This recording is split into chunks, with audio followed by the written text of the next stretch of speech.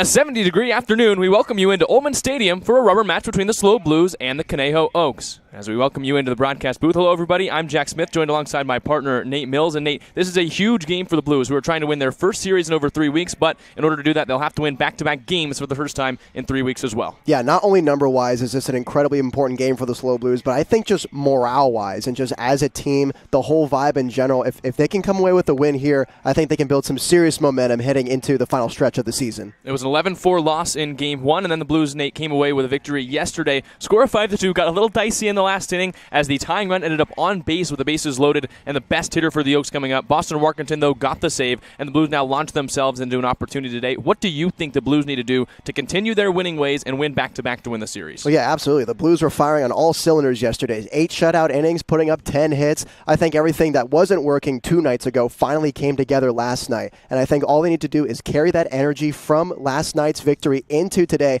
I think they'll be just fine. Is there a part of the hitting approach that you liked yesterday you want to see them repeat today? Yeah, there was a lot I liked from the hitting yesterday. It was night and day from the game over at Sinsheimer. They were swinging early in counts. One thing I talked about specifically on the broadcast, they get in 1-0 counts. Typically, we saw the hitters get fastballs in those counts and not swing at them, but I was seeing some early hacks from the hitters in those situations, and I think that's where they found their success. Well, the Blues trying to win today to win their first series against the Oaks in the last 2 summers, and the last game between the Blues and the Oaks comes down to a rubber match today. We'll be back in a couple of minutes for National Anthem and First Pitch here on the SLO Blues Streaming Network.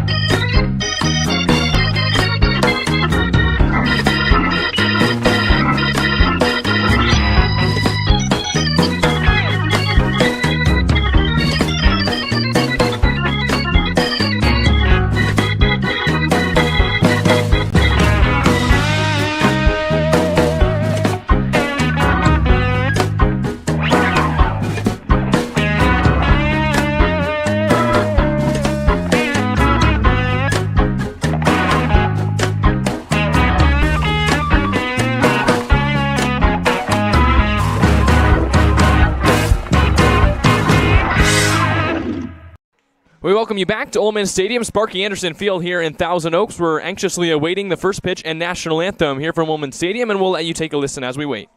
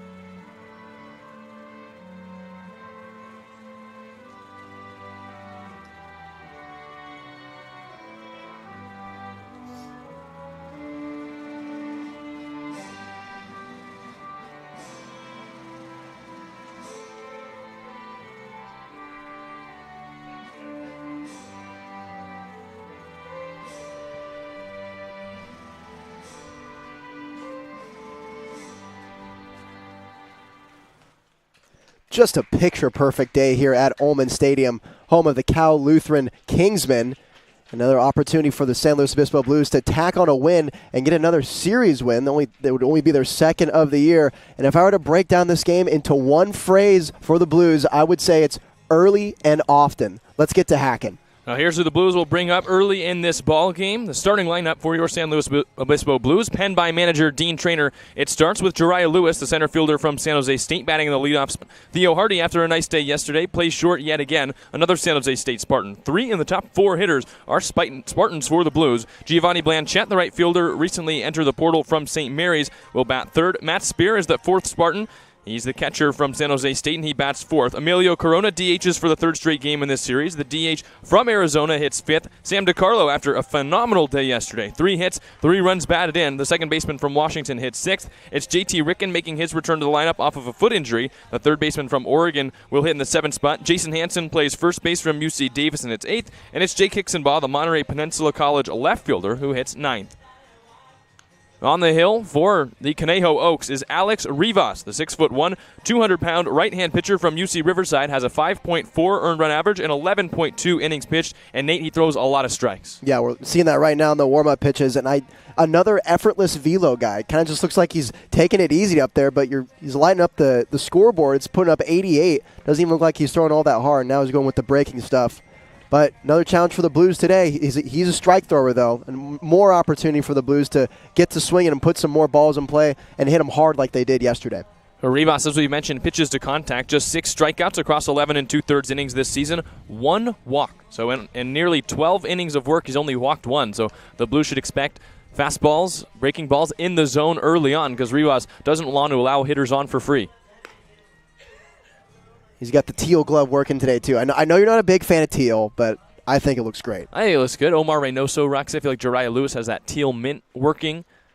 Well, I think Rivas works it well. Here's Jariah Lewis to lead things off. It's Lewis, Hardy, Blanchette here in the top of the first inning. Rubber match between the Blues and the Oaks. Game 3 of this 3-game series.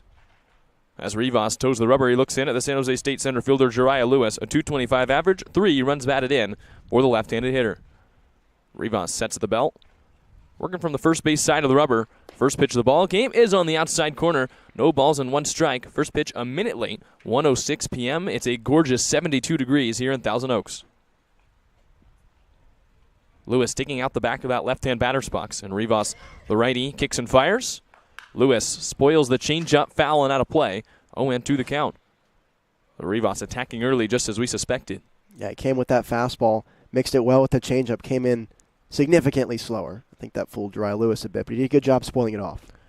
Blues scored the first run of the ball game yesterday, never looked back. They had single runs in each of the 4th, 5th, and 6th before 2 in the 7th. As an 0-2 on the way, Lewis takes the changeup outside, 1-2. So the Blues looking to get on top early in this game as well and continue to hold the lead. If they can get a lead to their pitchers, most of the time it's been held.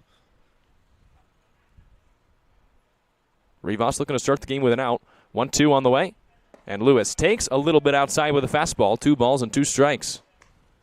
Good placement on that fastball. He's going to be attacking you. Did right there on the outer black. So from 0-2 to 2-2, Jariah Lewis, first batter of this ball game. Rivas kicks and deals. And Lewis chases a changeup upstairs at 79 miles an hour. It whizzes past the bat for out number 1. So it's looking like it's going to be the changeup today. Jariah Lewis saw 3 of them, and it's working well. Another 2-pitch pitcher. I feel like the Blues have been seeing that a lot lately. Go back and talk to your teammates about that in the dugout. Here's the defense for the Conejo Oaks. Carrillo, Moyer, and Wright in the outfield from left to right. The right side of the infield is Durfee and Schwartzberg. Left side, Dode and Smith. Costello DHs, and Brady Francisco makes his first appearance behind the plate in this series. Here's Theo Hardy with 1 away. The San Jose State shortstop, switch hitter batting left-handed yet again. 0-0. And Hardy behind on the fastball, 88 miles an hour right above the hands. No balls and 1 strike. Hardy, 3 walks in yesterday's game. Also reached on a fielder's choice, so didn't have a hit. The average dropped down a little bit, but the on-base percentage continues to creep up there. 0-1, and he takes the changeup for a strike. Yeah, the changeup's working, not dropping a whole lot. Usually when you look at a changeup, you talk about how it falls off the table. I feel like this one fades away. A little more horizontal movement than vertical movement. And another 0-2 count pitch to Hardy. And Hardy spoils it foul. So the count's still 0-2. Giovanni Blanchette is on deck. Is there a different approach that you have to have with a changeup that doesn't dip, it more runs? I think you just have to just sit on it a little more. Just wait for it to make that movement, put a swing on it. Another 0-2. Hardy takes the changeup outside, so we let it run out of the zone. 1-2 the count. Normally, I think the coaching philosophy is if you see a changeup low in the zone, let it be because eventually it's going to fall below the zone. And I'm not sure we're seeing that with Rivas so far. 1-2, Hardy in the back of the box. The pitch, he takes outside, 2 balls and 2 strikes. Blues had 10 hits yesterday, well above their season average of 6. We feel like they might have even had a couple more. There were some errors put on the board we thought might have been hits, so chalk it up. Blues had a great hitting day. 2-2. Hardy hits this one down the left field line, ranging away from Carrillo. He watches it fall for a fair ball. Theo Hardy touches the bag at first. It bounces all the way into the left field corner, and Hardy's aboard with a 1-out double. It finally falls fair. I feel like we saw this in the first inning yesterday as well, except it fell foul. But today for Theo Hardy, stays in fair territory, got himself a double. It's a good way to start off. And an extra base hit. Those haven't been all that prevalent for the Blues. They had a couple in yesterday's contest. Now here, one in the first. And already an RBI opportunity for Giovanni Blanchette. Runner at second with 1 out. Blanchette, a .280 hitter with 3 runs batted in. And the right fielder steps up in the back of the right-hand batter's box. Hardy with his lead at second. Rivas looks there, now brings it home. And Blanchette takes a breaking ball. First one of those we've seen. No balls and 1 strike. Yeah, there's the debut of the curveball. Not a lot of movement to it. I think that changeup's working better for Rivas today. It was a cement mixer. Front doored it, though, and Blanchette didn't want to swing at the first one he saw. 0-1. Blanchette chases this one in the dirt. A little more movement there below the zone. No balls and 2 strikes. Yeah, went back there again, started in the middle of the zone, broke out of it. Kind of what you were talking about there, Jack, when your coach tells you if you see some spin like that, it's starting in the middle of the zone to leave it. Rivas has been 0-2 on the first 3 hitters. Gave up the double to Hardy, who leads off second base. 0-2. And Blanchette hammers this fly ball down the right field line, out of play. So we got 3 straight breaking balls. The third one, he finally squared up, but foul. Hardy has good speed at second. We've seen the Blues try and steal third with just 1 out in some innings. 7 for 8 is Hardy on stolen base attempts. Still an 0-2 count. Hardy dances off. Here it comes, and it hits him. Blanchette uses the elbow guard to take first base. Yeah, he wore that. That's why they call him Cap. Didn't even make a face. That's a free 90. That's a team at bat, too. That Giovanni Blanchette in an 0-2 count. That's a mistake by Rivas. A fastball up high, and Blanchette knew he was wearing the protection on his elbow.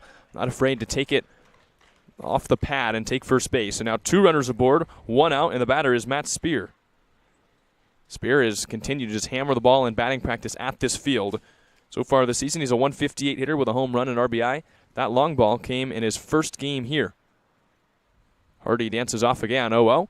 And Spear takes on the outside corner with a fastball. No balls and 1 strike. That's a big at-bat for Blanchette, too. Found himself behind in the count, and he did the selfless act of letting it hit him. Hardy at second, Blanchette at first. An 0-1 count.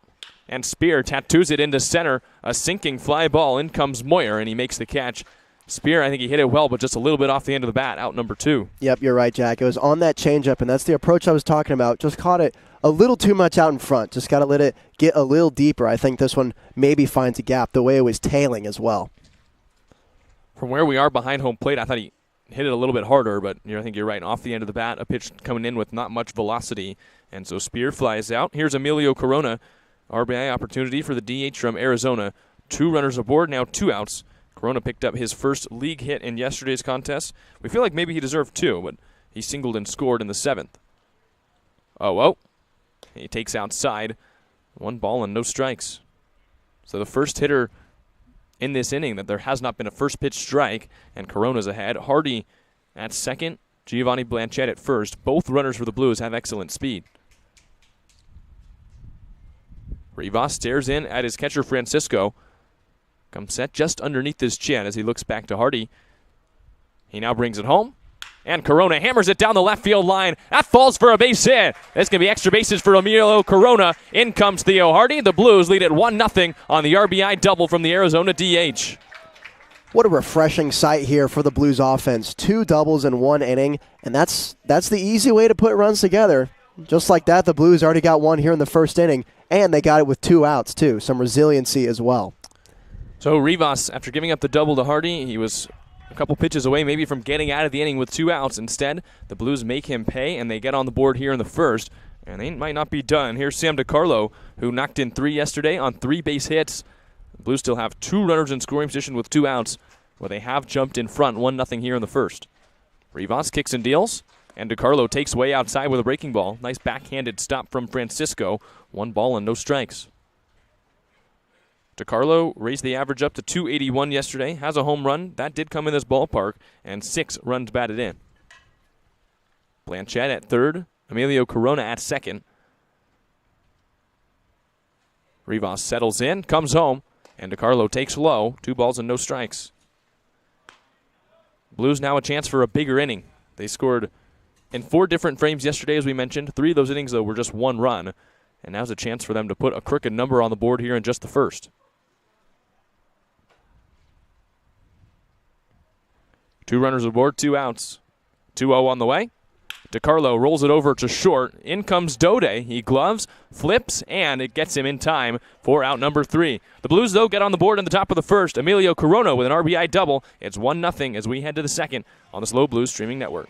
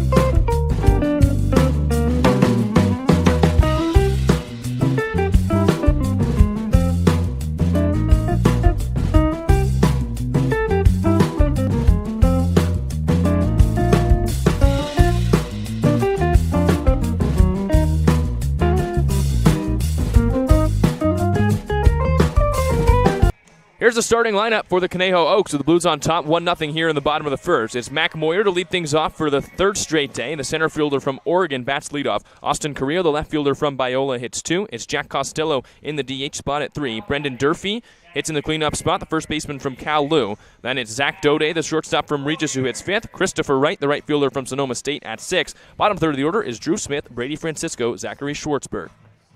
Matthew Gonzalez, his 2nd start of the year, typically a guy we've seen coming out of the bullpen, one of the more reliant arms for Dean Traynor, but he had his first start against the Foresters in 4 innings, no runs, 2 hits, 6 strikeouts. And he gets a swing and a miss here. The Blues dugout erupts. That was a big swing and a miss from Moyer. No balls and 1 strike. So Gonzalez making his 2nd start, already pitching with a lead. 0-1 on the way. Moyer squares to bunt, and he misses it. No balls and 2 strikes. Moyer, a .290 hitter, 6 runs batted in. The center fielder from Oregon has been all over the base paths in this series, but behind in the count 0-2. Matthew Gonzalez, also a pitcher that's going to challenge hitters with strikes. He does here, and he struck him out on 3 pitches. So Moyer down on strikes. There's 1 away. And here is a look at the Blues defense here from Ullman Stadium. In the outfield from left to right, it's Jake Hickson-Bond, Jariah Lewis, Giovanni Blanchett. Hansen and DiCarlo on the right side of the infield. Left side is Hardy and Ricken. Matt Spear does the catching, and Emilio Corona DHs. Corona knocked in the Blues' run in the top of the first with an RBI double. And with 1 out for the Oaks, here's Austin Carrillo. A dismantling of Mac Moyer for out number 1, and Gonzalez picks up where he left off against Santa Barbara. 0-0, and Carrillo chases the changeup. No balls and 1 strike. Yeah, we just saw the full platter of pitches on that first at-bat against Moyer with the fastball, the slider, and the changeup. They all seem to be working today. Gonzalez works very quickly on the hill. 0-1 he deals, and Carrillo spoils it foul. 5 pitches, 5 strikes from Gonzalez, and it's an 0-2 count on the left fielder from Biola, who's hitting .237 with 10 runs batted in. Gonzalez barely gives us a chance to breathe. He wants to get out of here early from Ullman Stadium. 0-2. He misses outside with a changeup. That's probably the best pitch from Gonzalez, but against Santa Barbara, it was the curveball that did most of the work. For the most part of this season, we've seen Gonzalez go to the changeup in these situations. 1-2. He does, and he struck him out. Back-to-back Ks start the first. Yeah, back-to-back, not very good swings, too, on the changeup. He made 2 guys in a row go after it in the dirt. That's when you know it's working really well. Gonzalez struck out 6 Foresters across 4 innings in his first start, and he's got 2 strikeouts for the first 2 outs here on the top of the first. Here's Jack Costello, the DH from USD. We've seen Gonzalez as a closer, now as a starter. He looks good in this role. 0-0. Costello takes a perfect fastball, 85 miles an hour on the outside corner, 0-1. Gonzalez has almost a mini version of the Alanese tapping feet, and the 0-1 is a little outside. It's not as pronounced as Lucas, but I wonder if it's a little thing he picked up. You see here when he comes set, a couple taps. 1-1 on Costello, and he misses with the slider low. 2 balls and 1 strike now on the DH from the University of San Diego.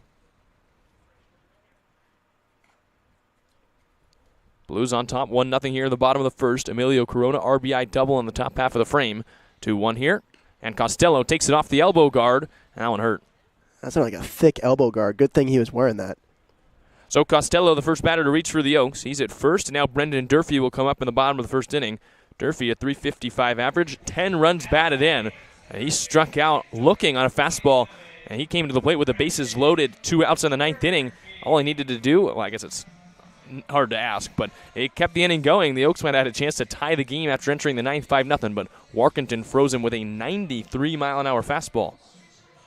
Yeah, that fastball was impressive coming out of the hand of Warkentin. Lit up the scoreboard all of a sudden. And Durfee's still a dangerous hitter nonetheless. He takes a first pitch changeup here on the outside corner, 0-1. I love Gonzalez knowing that Durfee is probably their most dangerous hitter in the lineup, and he's still going to challenge you with the changeup and the fastball. Working with the lead. No balls, 1 strike. Costello leads off first. Here's the offering, and Durfee takes the changeup in the dirt. 1 ball and 1 strike. Gonzalez not afraid to attack anyone, including one of the CCL South's best hitters, big, strong left-hander Brendan Durfee. 1-1. Changeup is a little bit outside. The Blues are implementing a semi-shift where they've got Theo Hardy, the shortstop, playing nearly behind the bag at second, expecting Durfee to pull. The left-handed hitting catcher crowds the plate, playing first base today. 2-1. Durfee takes in the dirt. It bounces away from Spear. He plays the ricochet. Throw down to second. They got him.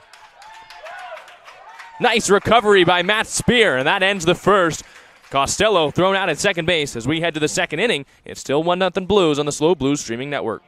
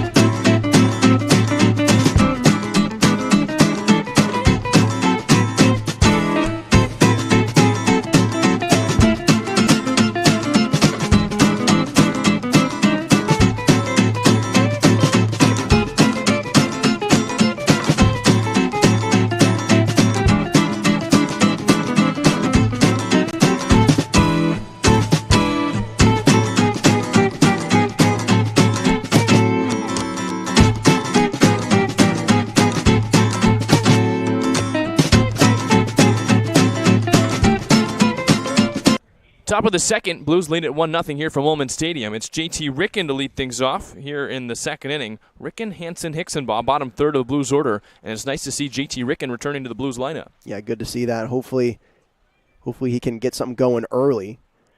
Kind of hard after a while not seeing pitches coming in at you to get going. He takes the first pitch breaking ball off the outside corner. Blues scored in the first on 3 hits.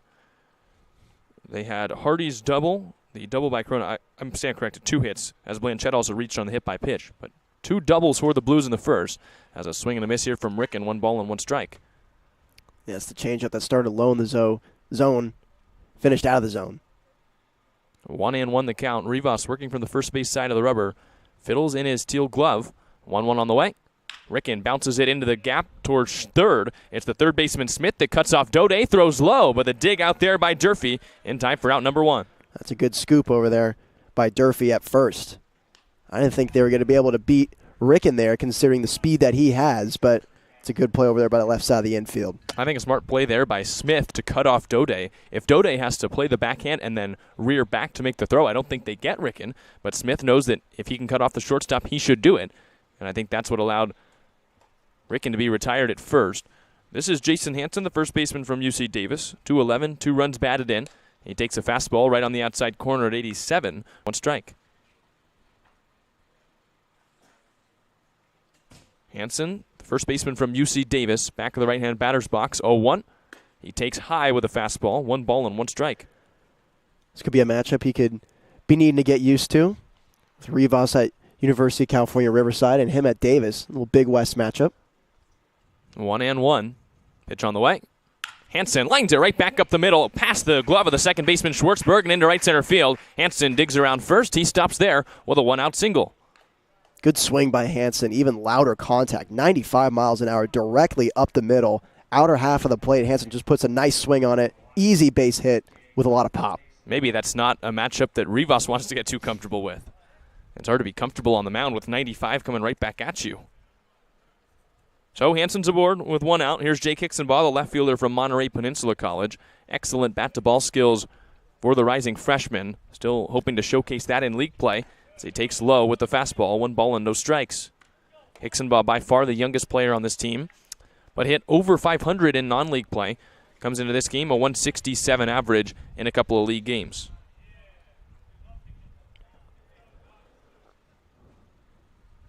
One to the lefty. Hicksonbaugh bounces it right back up the middle. This could be 2. Schwartzberg to his right for the first out to first. A double play. So the Oaks turn 2 on a ground ball by Jake Hicksonbaugh and erase the hit from Jason Hansen. 1-2-3 for the Blues here in the second. We head to the bottom half of the frame. It's still 1-0 on the SLO Blues streaming network.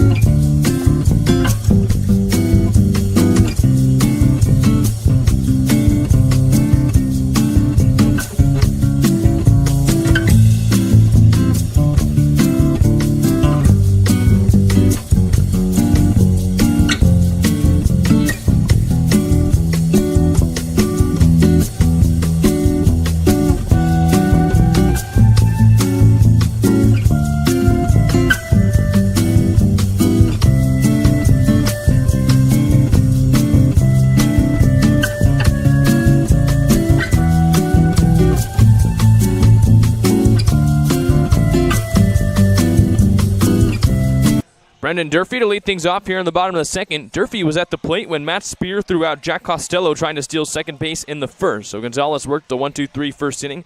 2 strikeouts for the UC Colorado Springs righty, and now he gets a second chance at Durfee. Would have been a 3-1 count on a dangerous hitter. So Gonzalez, a little bit of a break in the first, and here he pitches in the second with a 1-0 lead. Pitch to Durfee, and the catcher from Cal Lutheran fouls it straight back. No balls and 1 strike. Yeah, out in front on that changeup. That's something we've seen with the Oaks hitters so far this game.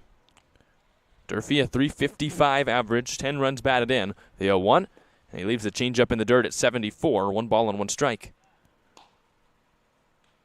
We've seen Durfee attack early in ball games. He put the Oaks in front for good in the first inning in the first match of the best series, 1-1. He spoils this one foul again. So if it would have been first runner at first, a 3-1 count on Durfee, he could definitely look to do some damage. Luckily, Spear was able to make a nice recovery on a ball in dirt and throw out Costello at the second base bag. And here a 1-2 count with nobody out in the second. Gonzalez delivers, and Durfee takes a little bit outside. 2 balls and 2 strikes as Gonzalez went with the shimmy. Yeah, a little trickery there. I feel like that was the hardest shimmy to do for pitchers, when you completely turn your back to the plate, because then you got to reset your sights into the mitt. No shimmy here. 2-2, and Durfee rolls it over to first. In comes Hansen, who gloves the big hop and steps on first for the first out of the inning. Yeah, Hansen got a nice hop over there. Can just make the easy play, just glove it, step on the bag. Jason Hansen, first base isn't a position he's played at the collegiate level all that much, but he was telling us last night at In and Out that he's very comfortable at first base, but he said, I got to get a shake if I'm playing first base. I believe it was chocolate. Chocolate shake. That's the way to do it. Still think I should have gotten one. It's whatever. Dode here hits a 1-hop liner to short. Hardy gloves the backhand. A long throw across his body in time for out number 2. So we saw that calorie count, and it's hard to ignore. You're right. You already have the burger and fries, and it's like a little small shake, and it's way more calories than you think. Oh, like nearly 600. Packs a punch.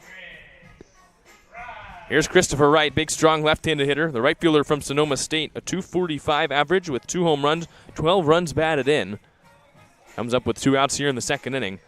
I think we made the right choice. Yes.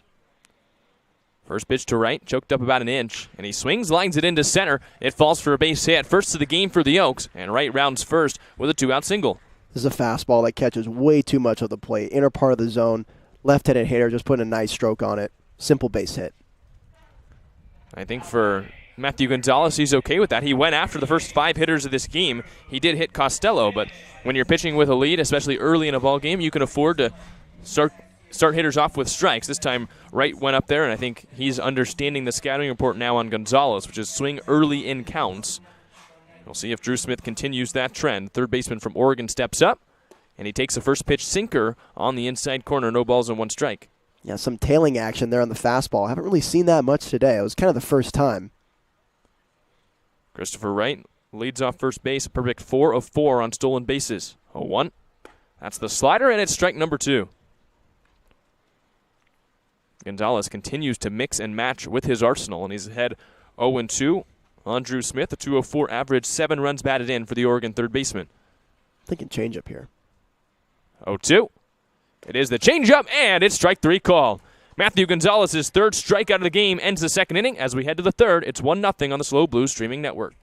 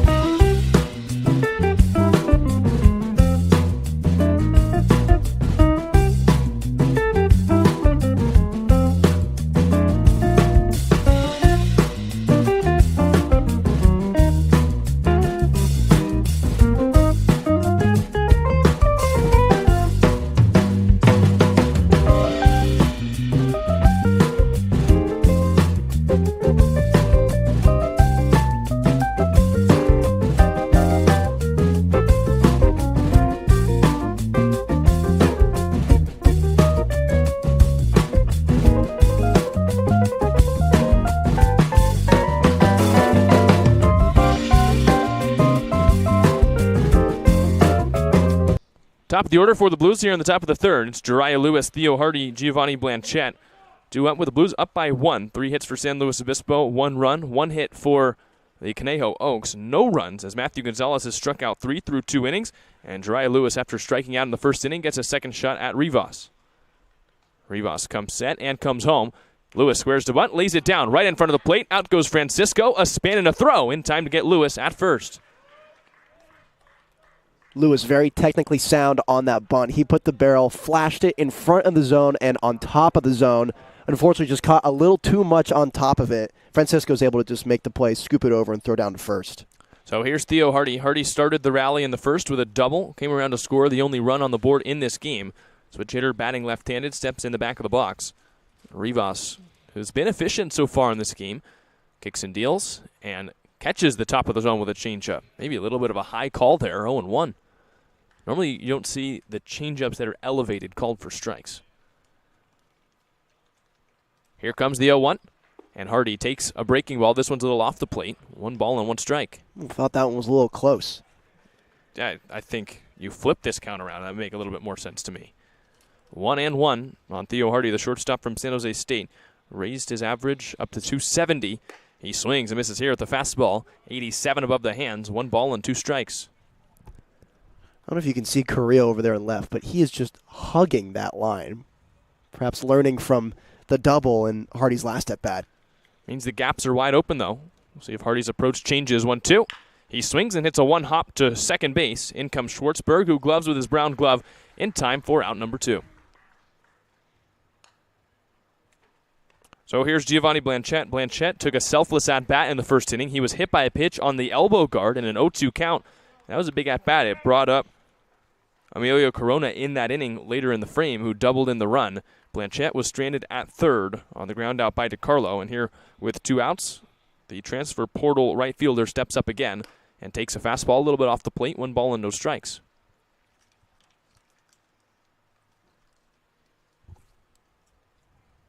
Right on right matchup. Here top 3, 1-0 the score. And Blanchette chops this one back towards the Oaks dugout. 1 ball and 1 strike. This one didn't hit anyone. No one reacted, too. It was heading right towards the dugout. Stone-faced killers, the Oaks in the dugout. This is a big game for both of these squads. This could have some big playoff implications, 1-1, as Blanchette swings and misses. Both these teams right now are tied for 4th place. Of course, the 4th place team will most likely be the last team that ends up in the playoffs from the South. If the Blues win this one, they get sole possession of 4th place, and they won't play the Oaks again, so the Oaks won't have a chance to beat the Blues again this year. 1-2. Blanchette bounces it foul. Still 1 ball and 2 strikes. So if the Blues can grab a win today and they can continue winning down the stretch, maybe they can just leave the Oaks in the rearview mirror. And that's what made these past few games against the Oaks so much fun, especially yesterday. Just the tensions were so high, they both knew what was at stake. Another 1-2. Blanchette ropes it on the ground to short. A couple of hops as it comes up to Dode. His long throw is on the money and in time to get Blanchette at first. Blues go 1-2-3 in the third. We head to the bottom half of the inning. It's 1-0 here on the SLO Blues streaming network.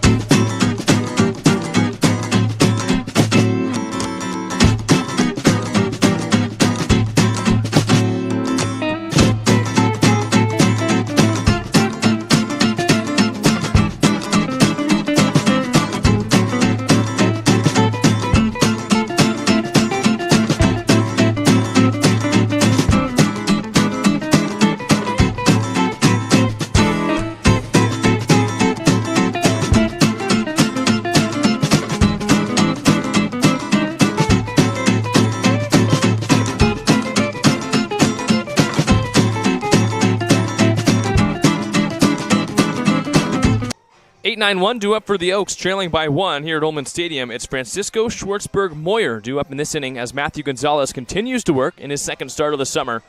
1-0 Blues. Gonzalez from the windup.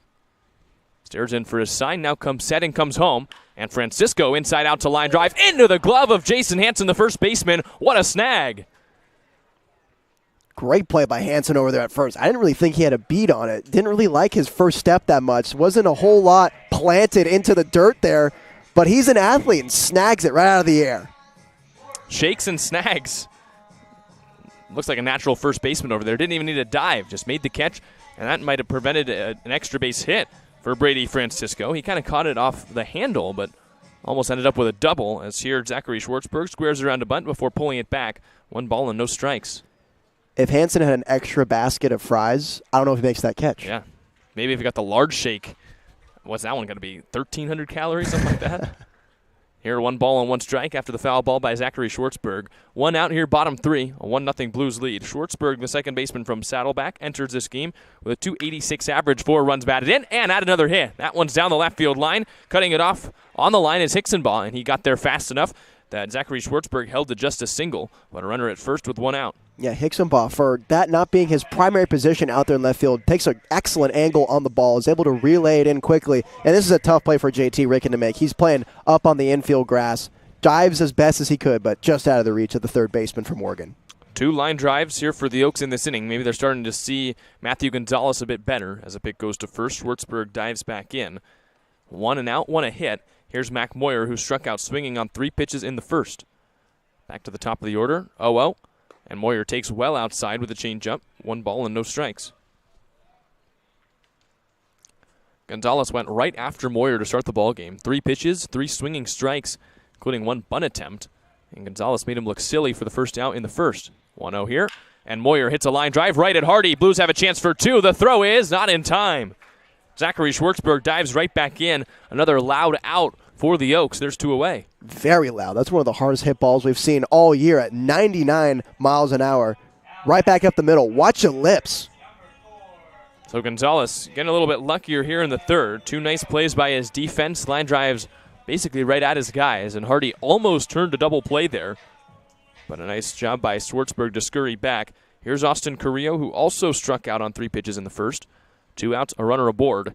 Gonzalez starts him out, and there's a flare down the left field line. It falls for a base hit. Hicksonbaugh again at the line. He comes up throwing to third. Schwartzberg slides in. First and third for the Oaks with 2 away. And I think the Conejo Oaks are starting to figure out Matthew Gonzalez's plan early and often with the fastballs. They're starting to hack at him, and we're starting to see some loud contact in this inning. And now a chance for the Oaks to tie this ball game. Tying run 90 feet away. It'll be Jack Costello, the DH from the University of San Diego. He was the only base runner in the first frame for the Conejo Oaks. Drew a hit by pitch before he was thrown out trying to advance to second on a ball in dirt. An RBI opportunity now. He's got 7 on the season. He comes up with Schwartzberg at third, Carrillo at first with 2 outs here in the third. Gonzalez kicks and fires, and that's outside with the breaking ball. So no fastball to start the at-bat, but a 1 ball and no strike count. Carrillo has good speed at the first base bag. 3 for 5 on stolen base attempts. See if he'll steal to try and put himself in scoring position for Costello. Pick goes there, and Carrillo back in without a dive. Count still 1-0 the batter on Costello. University of San Diego DH. Brendan Durfee looms on deck. Gonzalez wants to end the inning right here and now. 1-0. And Costello able to check his swing on the breaking ball. 2 balls and no strikes.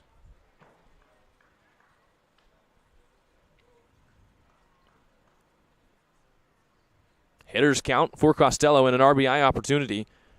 Schwartzberg leads off third. Here's the offering, and Costello hits it in the air to left. Ranging towards the line is Jake Hicksonbaugh. He's called off there by the center fielder Jariah Lewis, and he collects out number 3. So Gonzalez works around a pair of hits. We head to the 4th inning. It's still 1-0 on the SLO Blues streaming network.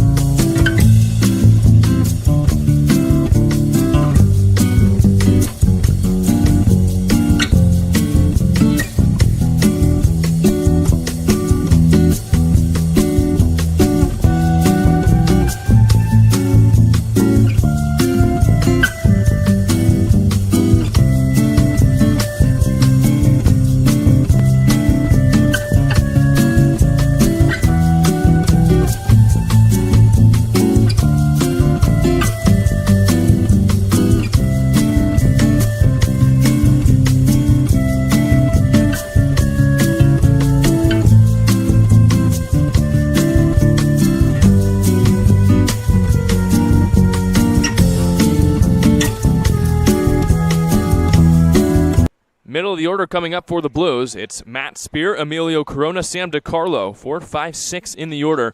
Blues lead at 1-0.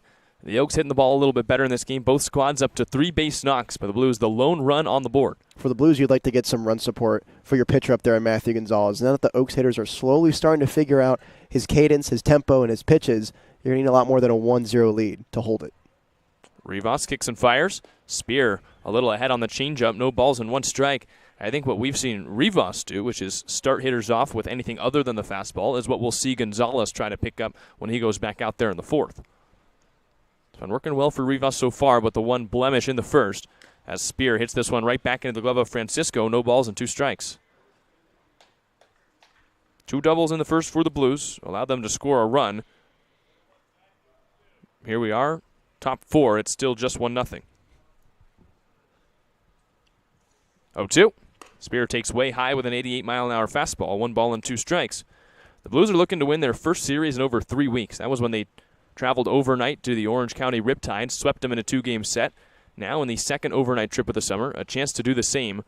Win Game 3 here as Spear hits this one out to center. Softly falling out goes the shortstop, Dode. He juggles, and he makes the catch right at the belt. 1 out in the inning. Spear hits this one off the fist. Looked like a 9-iron out there. Dode bobbled it a little bit. I thought it was going to drop when he was bobbling it in his hands, but he corrals it in for the first out. It made it look a little harder than it needed to be, but still an out. And so Spear retired for the second time. Here's Emilio Corona, who doubled in a run back in the first. And I think he's starting to pick up his swing over from what he did at Arizona this past year. Yeah, and that's going to be important for the Blues offense heading down the final stretch of this season. A guy who probably has had the best college production on the team getting hot. First pitch, and Corona pops it up foul. That was right in his wheelhouse, and he spoiled it off. No balls and 1 strike. And we'll see if Corona's here the rest of the summer. MLB draft starting today. Could be a name that you hear called up there by the commissioner. As Corona had an epic year this past year at Arizona. OPS over 1,000 in his first season with the Wildcats. And his skills do profile to the next level. As he pops this one up down the right field line. Heading over across the line is the right fielder. But he watches it bounce near the relievers for the Blues. No balls and 2 strikes. So we'll see how much longer Corona is with the Blues. If he's drafted, and he, of course, takes whatever the slot pool is, he may no longer be playing with the Blues this summer. Yeah, Corona, that's just a bat that you just want to get going because it's contagious. When you have an elite player like that on your team who gets going with the stick, the guys around you pick up on it. SLO native, a potential to be drafted soon to the MLB. Here in 0-2, and he takes a curveball high, 1 and 2 the count.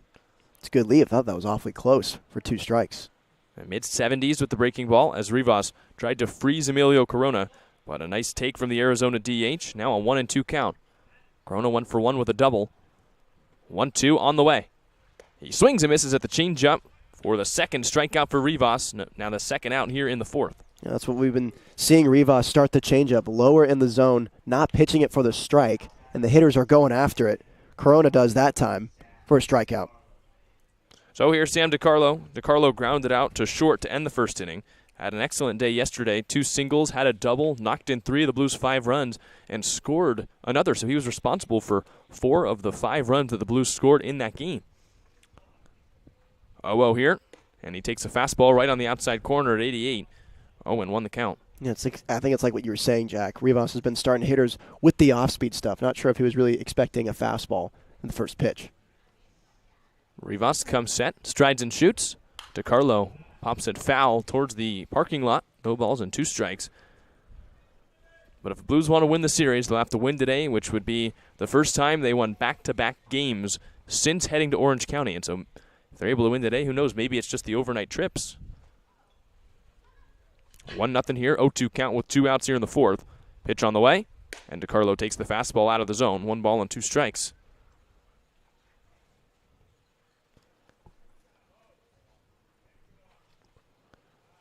Defense plays straight up for Conejo. Outfield decently shallow for DiCarlo up. 1-2. And he chases the changeup down low. Back-to-back Ks and the 4th as we head to the bottom half of the inning. 1-0 SLO on the SLO Blues streaming network.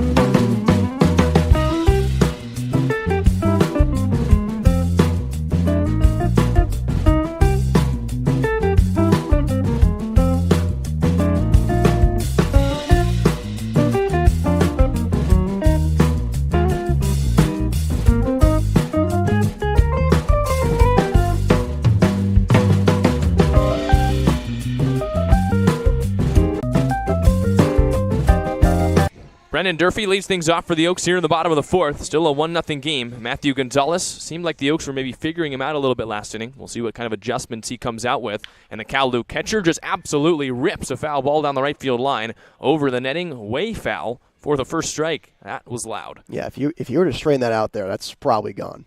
Durfee, I'm surprised, as we were talking about pregame, doesn't have a home run yet this summer. .355 hitter with 10 runs batted in as he leaves the slider low there. 1 ball and 1 strike. Came close yesterday, hit a ball, 398 feet to center field, and Jariah Lewis caught it just at the edge of the warning track, right in front of the 400 marker in deep center field. Yeah, unfortunately for him, that's the deepest part of the entire ballpark. Anywhere else, it's gone. Pick a different place. Gonzalez shakes his sign, now finds the one he wants from the windup. Here's the 1-1. Durfee takes the changeup, a little off the plate outside, 2 balls and 1 strike. Blues got a little activity going in the bullpen. There's a right-hander stretching. The furthest Gonzalez has gone this season is 4 innings. So 2-1. Durfee swings, taps it right back into the glove of Spear. You wonder if Gonzalez switching from reliever to starter here mid-season, if there is an innings limit for the right-hander. Here a 2-2 count on Durfee. Nobody out in the fourth. Pitch on the way. Durfee takes in the dirt. 3 balls and 2 strikes. Tried to get him chasing the changeup down low, but Durfee too qualified a hitter to chase that low. Yeah, I think missed just a little too low as well. He wanted him to go after it, but just missed a little too much. 2 shakes, now a nod. Payoff pitch on the way. Durfee rolls it foul towards the Blues dugout. Still a full count.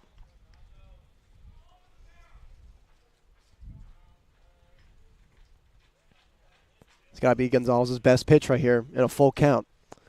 Don't want to walk a hitter to lead off a frame, especially with just the 1-run lead. 3-2. Durfee spoils it foul off the left side. Still a full count. That's what's so hard when you're facing a hitter like Durfee. He's going to swing his stuff in the zone. Not one to really swing and miss. Durfee struck out just the 1 time yesterday. 3-2. He spoils it foul again, and the 1 strikeout was looking to end the ballgame. Not something you really see out of him. I'm Gonzalez. I'm just trying anything right now because Durfee seems to be on top of all of his pitches. Whatever Gonzalez feels the most comfortable with. I think the most effective way to pitch to Durfee, not to try and strike him out, but try and find a weakness for him to roll it in play. 3-2. He got him. So there's the swing and a miss, and Durfee down on strikes for just the 2nd time in this series. 1 away here in the 4th. That was a beautiful slider. Yeah, we saw Gonzalez doing this in the at-bat against Durfee right there. We just talked about how he loves to swing, and I think that's where you're supposed to get him out. If you want him to strike out, go out of the zone and also pitch a beautiful slider like Gonzalez did right there. Yeah, it's probably easier said than done to leave the zone in a 3-2 count. Yeah. But lucky it gets Durfee to chase. Here's Zach Dode. Dode grounded out to short his first time up. Here he squares to bunt and takes a ball. 1 ball and no strikes. So Gonzalez gets around the Kalu catcher and now focuses up on the Regis shortstop. 1-0. Dode rolls it into the hole. Hardy backhands a long throw. Got to make it in time. Scoop by Henson, and they got him at first. Nice play by Theo Hardy. 2 outs in the 4th. Yeah, Theo goes deep in the hole, and all of his momentum is taking him towards the third base line. His ability to come back up and just rip it over to first base. Nice grab over there by Jason Hansen as well. Great play. I know Theo Hardy's got a strong arm, and everyone that the Blues have put out at shortstop, be it Hardy or O'Hara, they both got cannons, but that was hit so softly and into the hole that I'm not sure. I thought Hardy had a chance, and he gets some help on the back end with Jason Hansen's scoop. Good enough for the out. 1 ball, no strikes here on Christopher Wright, the Sonoma State right fielder, and Wright ripped a single back in the 2nd inning. He's 1 for 1, and now the count 1 ball and 1 strike. The Blues have played excellent defense so far in this series. Continuing here today. 1-1. He attacks him with a changeup and misses a little low. 2 balls and 1 strike. Try to catch Christopher Wright off guard right there. He's kind of swinging the bat back and forth, and Gonzalez just started his windup. 2-1. Wright takes the fastball out. 3 balls and 1 strike. And Wright, for a power hitter, normally you don't see those as the guys that choke up a ton, but every time he goes up, he's choked up about 1.5 inches from the offset. Here's a 3-1 offering from Gonzalez, and Wright hammers it deep to right, drops the bat, and he knows it. Chasing it back to the wall is Blanchette. It is way gone. Just one of those hits you just knew right off the bat. Extremely loud contact, choked up on the bat or not. Didn't matter. The power came through, and he hit it over the net in right field. Caught a barrel for his third home run of the season, and this game's tied 1-1 with 2 outs in the fourth. Christopher Wright unloads and changes this game up. Christopher Wright, huge power stroke, and now a 1-1 ball game. Fourth hit of the game for the Oaks, and that one hurts a little extra. Now Matthew Gonzalez deals to Drew Smith, and Smith taps it foul. You saw the bat drop right after Christopher Wright hit it. He knew it was gone right as it left his bat. 0-1. That slider's on the inside corner. No balls and 2 strikes. So gone is the lead. It's now a 1-1 ball game. Christopher Wright with an absolute tank. 0-2. Smith strikes out swinging. So Gonzalez a response, a 3-pitch strikeout of Smith, but Christopher Wright unties this ball game. It's 1-1 as we head to the 5th.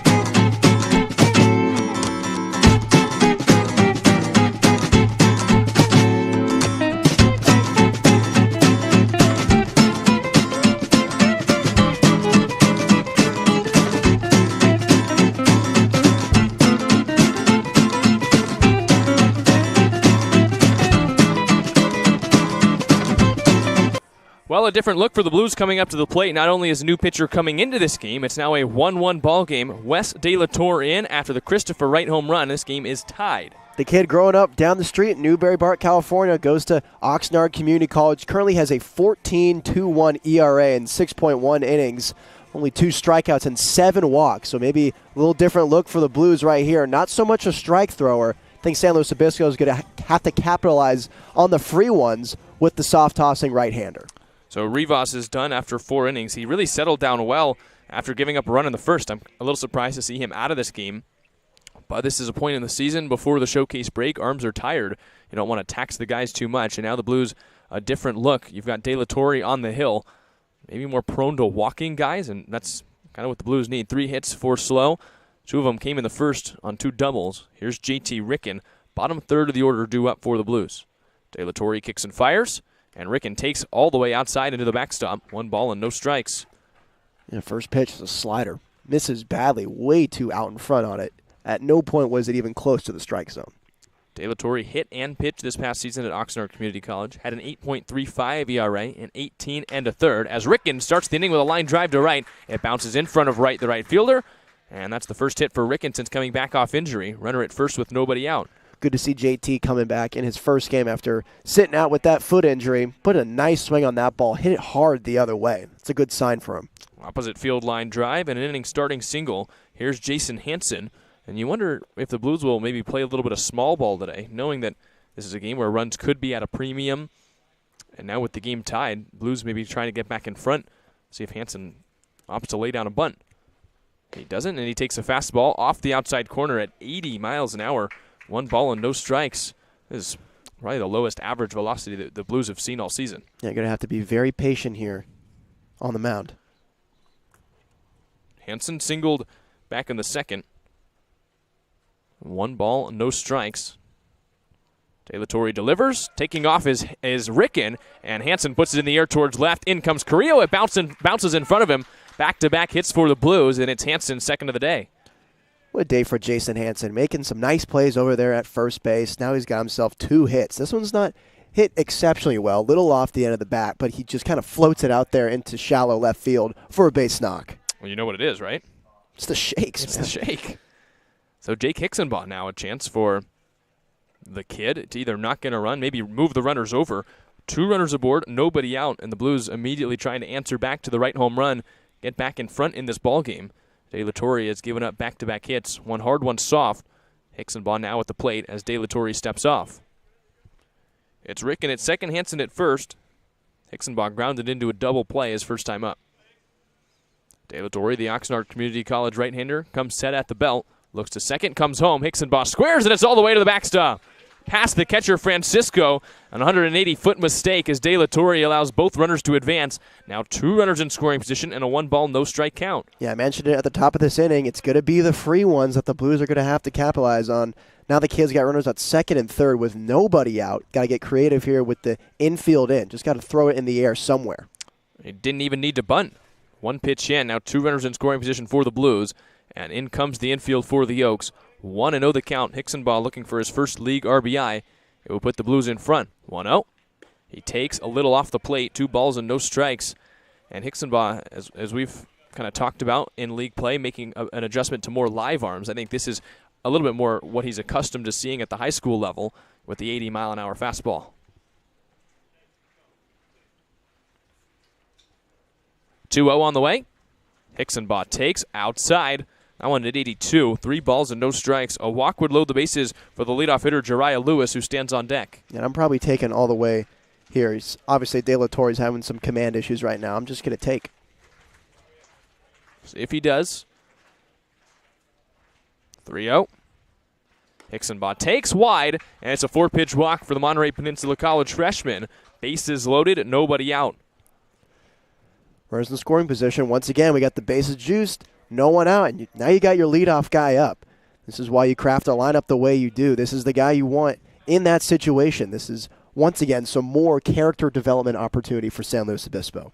So right with the home run in the bottom of the 4th, that tied this game up at 1-1, and now the Blues have answered back. 3 straight base runners here in the 5th, and a chance for a big inning.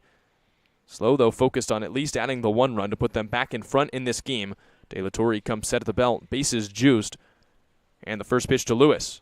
Lewis takes a little bit low with the breaking ball, 1 ball and no strikes. Probably the best movement we've seen on the slider so far in this inning. 3 runners aboard. It's Ricken at third, Hansen at second, Hicksenbaugh at first. Pretty good speed at all parts of the bases. 1-0 on the way. Lewis takes a fastball. That's a strike, 1-1, as De La Torre re-enters the strike zone. A 1-ball, 1-strike count. The infield is a little further back now. Corners still play just past that infield grass. Middle's playing back. They'll try and turn a double play if Lewis rolls over. 1-1. As De La Torre comes set and comes home, Lewis takes the breaking ball out. 2 balls and 1 strike.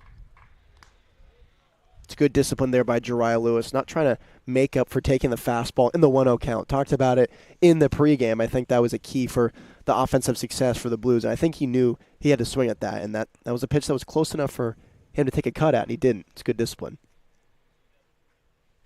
Here's the 2-1. Lewis takes the fastball out.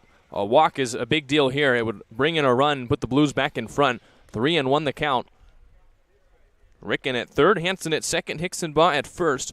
Lewis trying to pick up his 4th RBI. De La Torre, big pitch on the way. Here it comes. And Lewis unloads to right. Down the line. If it's fair, it's gone. And it's a grand slam. Jariah Lewis's first league home run puts 4 on the board, and it is 5-1 here in the 5th. Touch them all, Jariah. Oh, you want to talk about a bat flip. He watched that go all the way. Some swagger just standing there at home plate. And what a home run this was. Launched over the fencing once again out in right field. A bomb for Jariah Lewis.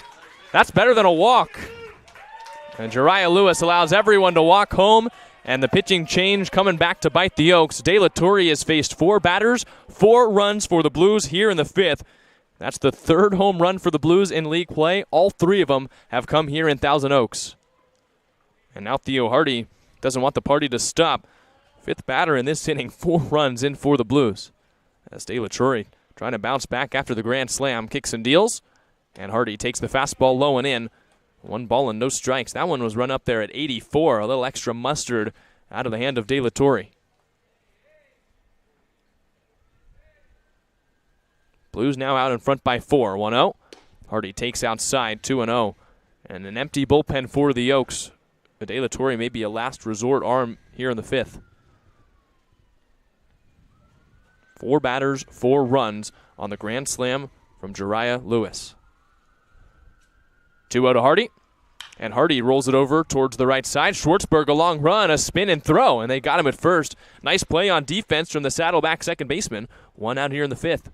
That's kind of hard to do, making a spin like that when you're running towards the line. It is an attempt to change the momentum going towards first base, but when you're moving your feet and then you have to put a spin on that, you got to have some athleticism. It's a good play by Schwartzberg.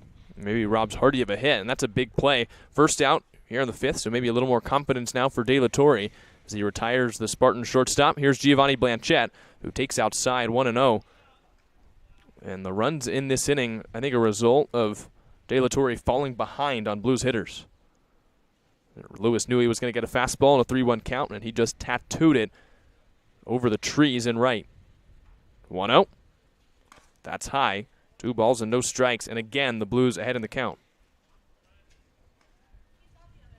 De La Torre, a little walk with himself, and Francisco, I think, contemplating heading out to the mound himself. 2 balls, no strikes on Giovanni Blanchette. Blanchette's been hit by a pitch, and he's grounded out to short. 2-0. Blanchette gets a fastball and lines it into the bullpen. Ahead on 81. 2 balls and 1 strike. Yeah, it's a barrel. He's just a little too out in front on it. If he can straighten that out, I can see that finding a hole as Carrillo continues to just hug the line. My goodness. Staying around it like it's his best friend. That means the gaps are still open, but Blanchette needs to wait a little more on the fastball. 2-1. He takes it high, 3 balls and 1 strike. So in the final regular season matchup between the Blues and the Oaks, it was a tie game for the Jariah Lewis grand slam. And now the Blues, if they can hold on down the stretch in this one up by 4, will win this series. It'll be the first time winning back-to-back games in 3 weeks, and it would launch them into a playoff spot. 3-1. Blanchette pops it up straight back near the gymnasium. 3 balls and 2 strikes. It would also, as we're talking about a first series win in 3 weeks, it would be the first series win for the Blues over the Oaks in 2 summers. Blues are 3-10 in the last 13 games against the Oaks, but a chance to win back-to-back games here. They lead it by 4. Here's the 3-2 to Blanchette, and Blanchette pops it straight back, same spot, and the count's still full, almost at a window. He's still having some trouble catching that fastball deeper in the zone. Still out in front on it. That's where you're seeing him fouling it straight back in the air. 3-2 the count on Blanchette. Matt Spear looms on deck, waiting to bat next. Blanchette trying to reach here with 1 out in the 5th. Pitch on the way, and Blanchette takes high. Gio draws the walk. There's a runner at first with 1 out here in the 5th inning.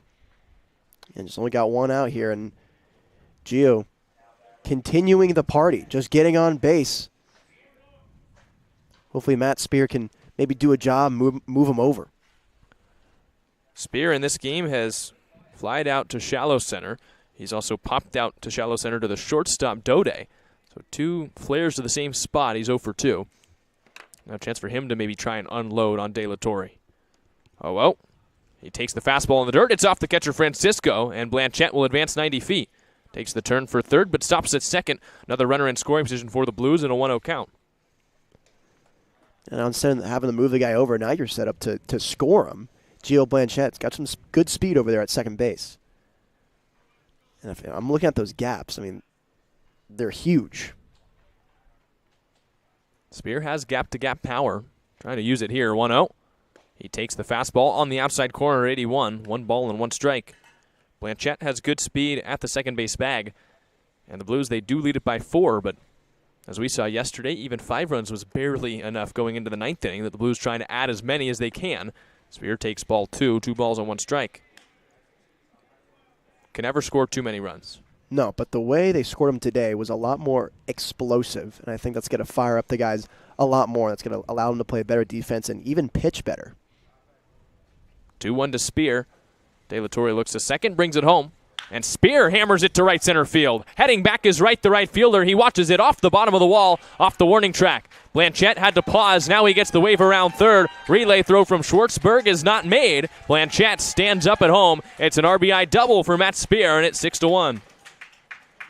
The bats are coming alive. This is a great swing by Matt Spear, and this is how we hit him in BP. Solid contact, just barrels it over the head of Wright over there in right field. Gio Blanchette, luckily for him, the ball was hit really hard, and so he was able to come into home standing. But when you're base running at second base and you have 1 out, you see a ball hit that way, you don't want to pause close to the bag. You kind of want to inch off slowly towards third, and he was kind of just standing there, maybe almost wanting to tag. So when you have 1 out there, you want to inch, and then take off when you see it land. Meeting at the Hill, this might be the end of the day for De La Torre. He's faced now a total of 7 hitters, 4 hits, 2 of the extra base variety, including the home run and the double, as well as 2 walks. And the right-hander from Oxnard Community College has given up 5 runs here with just 1 out in the 5th. The batter will be Emilio Corona. There's a lefty warming up in the bullpen, and you wonder when the call for De La Torre to be removed from this game is going to be. Corona coming up has doubled and struck out. And Nate, the Blues, after entering this series with just 17 extra base hits in 15 games on the season, they've got 4 today in the first 4.5 innings alone. Yeah, it's a great thing for them right now, just being able to hit reset. I think what helped them a lot is they're in a new environment. And I think just something about this field, like I think you can see the ball a lot better. It's a darker background over there in center. There's not really a batter's eye. But I think it's games like last night and today is exactly what they needed. And what's even better about today is that they're slugging more. I mean, there's no question. They're earning the runs that they've scored today. You know, maybe it's just something about a day game and the gray unis. De La Torre staying on the hill. He'll face the Arizona DH, Emilio Corona. Blues close to batting around in this inning. 5 runs already across. Spear leads off second, 1 out in the frame. De La Torre looks to second, brings it home, and Corona takes a fastball off the outside corner. 1 ball and no strikes.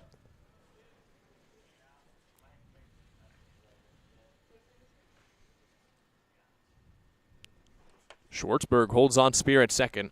A look back there. Now a pitch to the plate. And Corona goes down and golfs it out to center field. Backing up slightly to his right is Mac Moyer. Spear acts like he's going to tag, but it'll return back to the bag. Out number 2 on a fly out to center. I don't think anyone really thought he was going to tag, but if he did, left a little early. Blues have had an issue with that at different points this summer. I'm not trying to make them relive past trauma. But Corona flies out. I think he saw a fastball. Even though it was out of the zone, he wanted a chance to hit it. And he chased it below the zone. He's the second out of the inning. Here's Sam DiCarlo, who's 0 for 2. Still a runner in scoring position with 2 outs. Spear grabs a leadoff second with 2 outs. A little bit of a deeper lead as De La Torre comes set at the belt. Pitch home to DiCarlo. And DiCarlo rolls it on the ground to short. In comes Dode, and it bounces off of him into center field. Spear never stopped running. He'll come around to score. It's 7-1 on the error by the shortstop. Yeah, and this one just catches a bad hop over there by Dode. He was kind of set up, squared with it, and it hit a bad part of the infield. It kicked away from him. Good job by Matt Spear to keep his eyes up at his third base coach, Steve Tolley, who was waving him in, and he never slowed down for a second. So the Blues have officially batted around. JT Ricken, if you can remember this far back, started this inning off with a single. Came around to score on the grand slam. Now the second plate appearance for the Oregon third baseman in this inning alone. DiCarlo at first, 2 outs. The pitch to Ricken is low with the fastball. 1 ball and no strikes. So for as much as De La Torre is struggling, there was a chance there for the Oaks to get out of the inning. And it just bounced off Dode.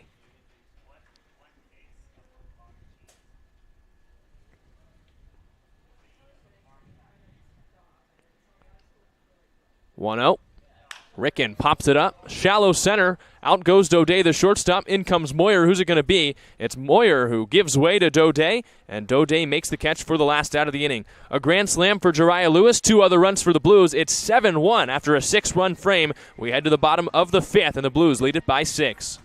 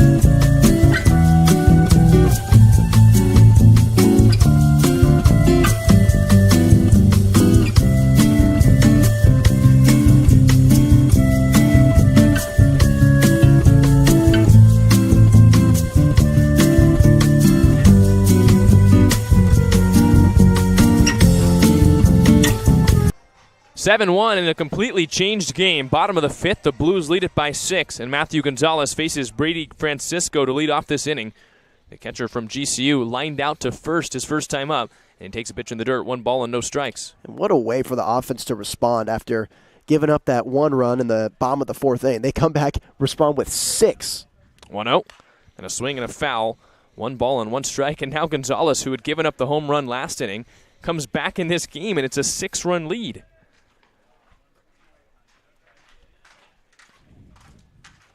The UC Colorado Springs righty kicks and fires, and Francisco checks his swing but goes around on the slider. 1 ball and 2 strikes. A completely different ball game here as the Blues try and win their first series in 3 weeks.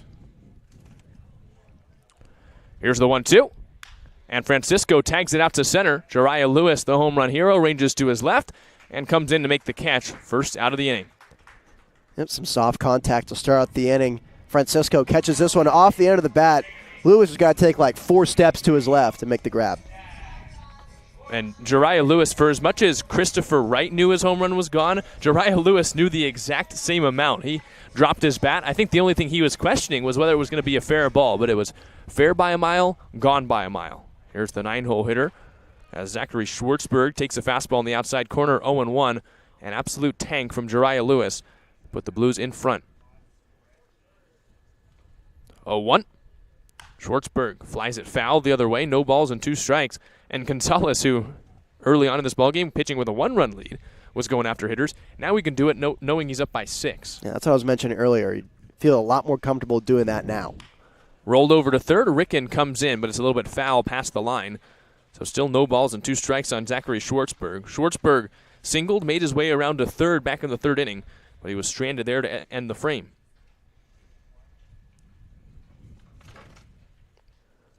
Gonzalez set from the windup. Another 0-2. It's a slider, and it's poked to first. In comes Hansen. He plays the short hop and takes it to first base himself. 2 outs in the 5th.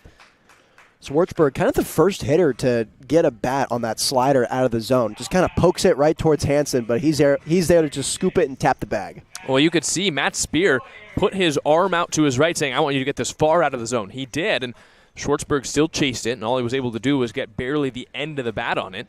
And with 2 outs, here's Mac Moyer, the center fielder from Oregon, who's 0 for 2. Moyer takes the fastball low. The last time Moyer came up, though, on the line out to short, he hit it 95 miles an hour. 1-0. Moyer takes a little inside with the fastball there. Maybe looked like a cutter out of the hand of Gonzalez. Took a little velocity off, a little inward movement, and a 2-ball, no strike count. Pitch to Moyer. And Moyer flies it foul past his own dugout. 2 balls and 1 strike.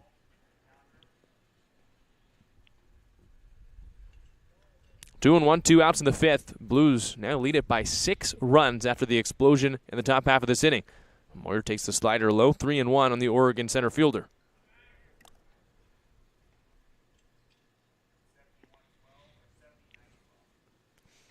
Gonzalez from the windup deals, and Moyer bounces it over the head of Gonzalez. Tough range for DiCarlo, and it's off his glove into center field, and Moyer ranges around first.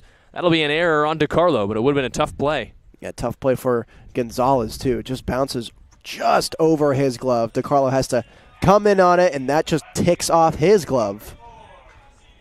I'm not sure with Moyer's speed if DiCarlo would have had a chance to throw him out either way, but the call is error. And now here's Austin Carrillo. Carrillo has struck out and singled in this ball game. In this game, 4 hits for the Oaks, now 7 for the Blues, as they had 4 in the last inning alone, including the double and the homer. Carrillo takes outside, and it's through Spears' glove back to the backstop. So moving up to second is Moyer, a runner in scoring position with 2 outs. Yeah, haven't been a lot of free 90s given up today for the SLO Blues. I think that's the first or second one today. I think it's the second one today.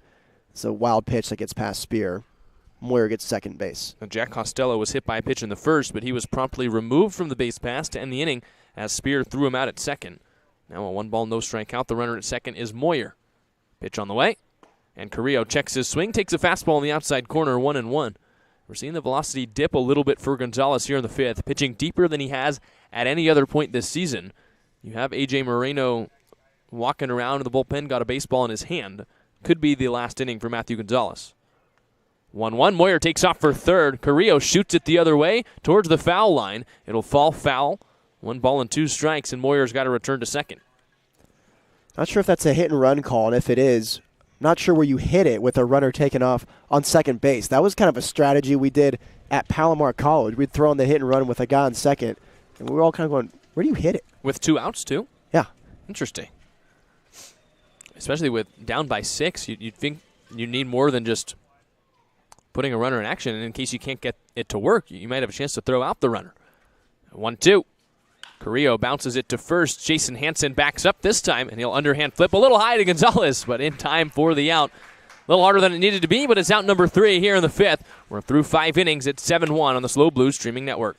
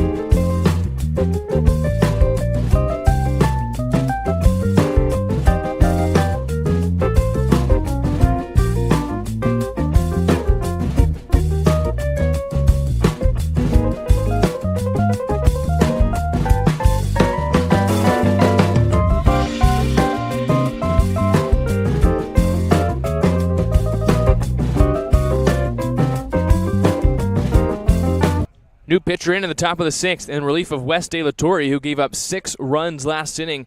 The new pitcher is Tobias Plotkin, and he will face Jason Hansen, Jake Hickson, Bajariah Lewis here in the 6th, with the Blues up by 6 runs. Plotkin delivers, and Hansen takes a first pitch fastball in the dirt at 87. 1 ball and no strikes. Plotkin's got a 3 flat ERA in 15 innings pitched with 12 strikeouts and only 4 walks. 1-0 to Hansen. And the UC Davis first baseman takes low. Hansen made 2 nice defensive plays in the last inning. His one underhand flip, though, to end the frame was almost over Matthew Gonzalez's head, but the UC Colorado Springs righty was able to collect it in what may have been his final inning of work, as that slider's on the outside corner, 2-1.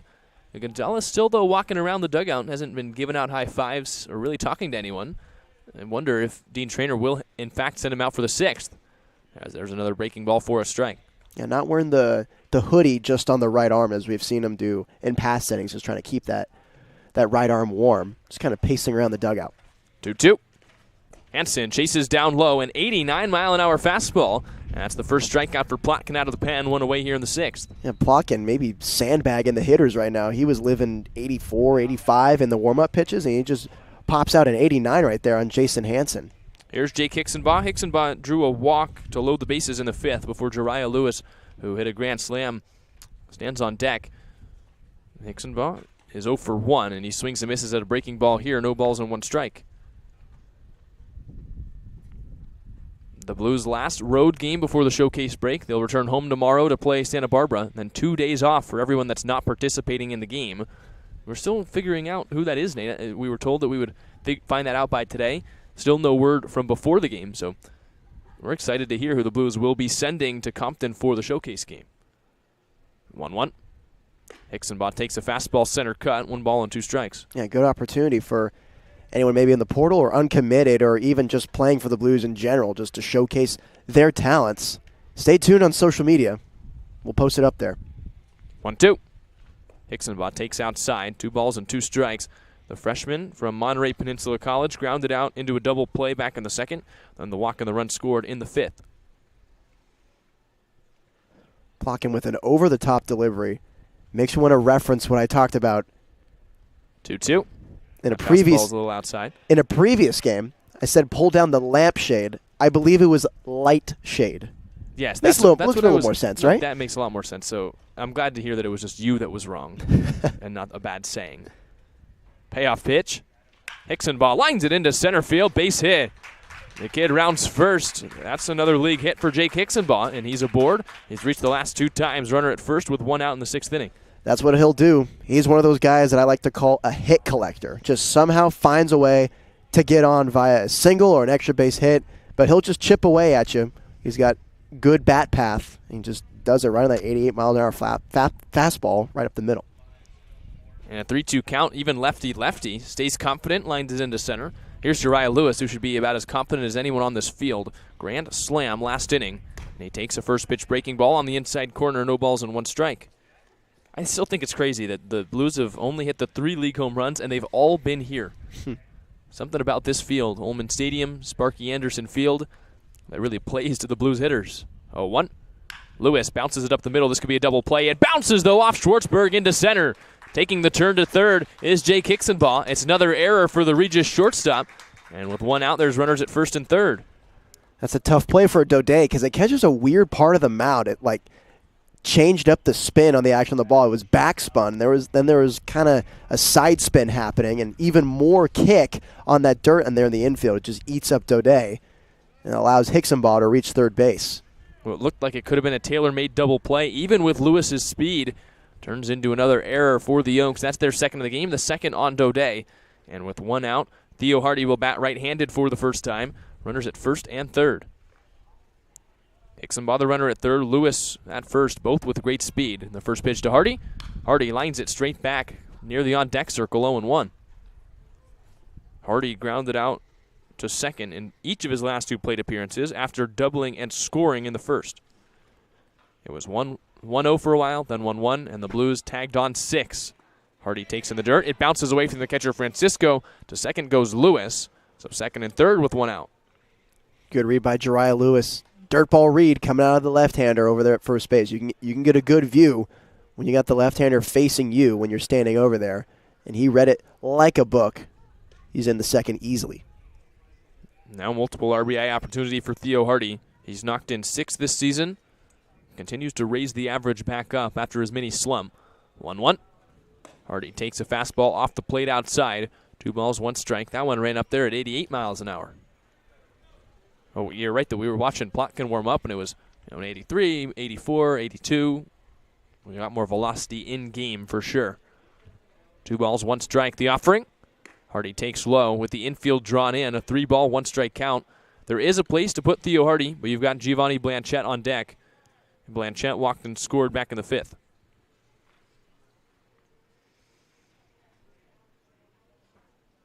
Hardy, switch hitter, batting right-handed. First time facing a lefty today. 3-1, here it is. Hardy swings and misses, 3 balls and 2 strikes.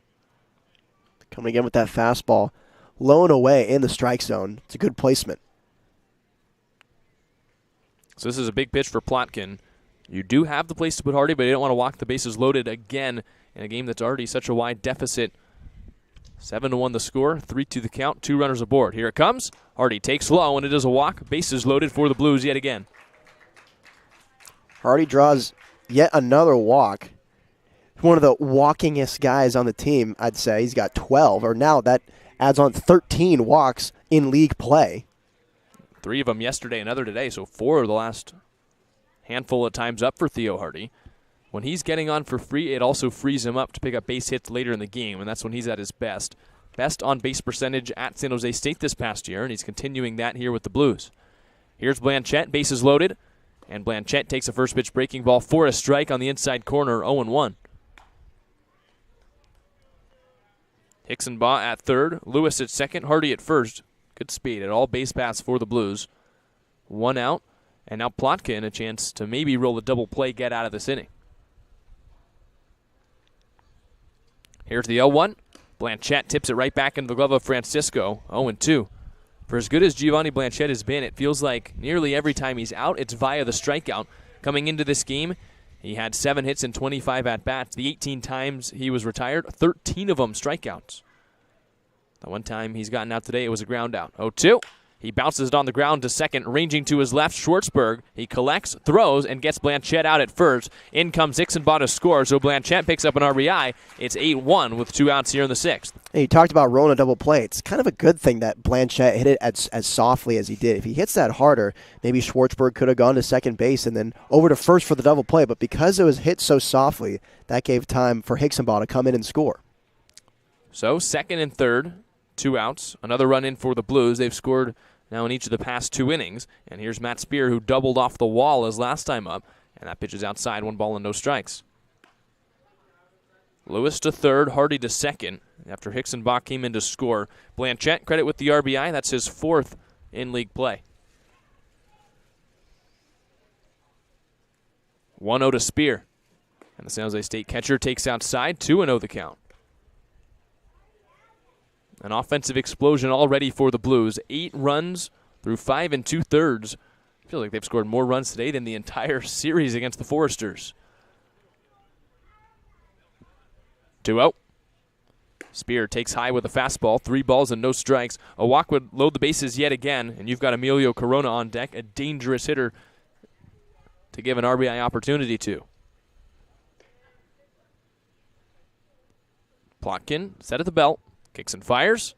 Spear bounces it up the middle. There's nobody there. Schwartzberg ranges far over. The long throw is just in time to get Spear.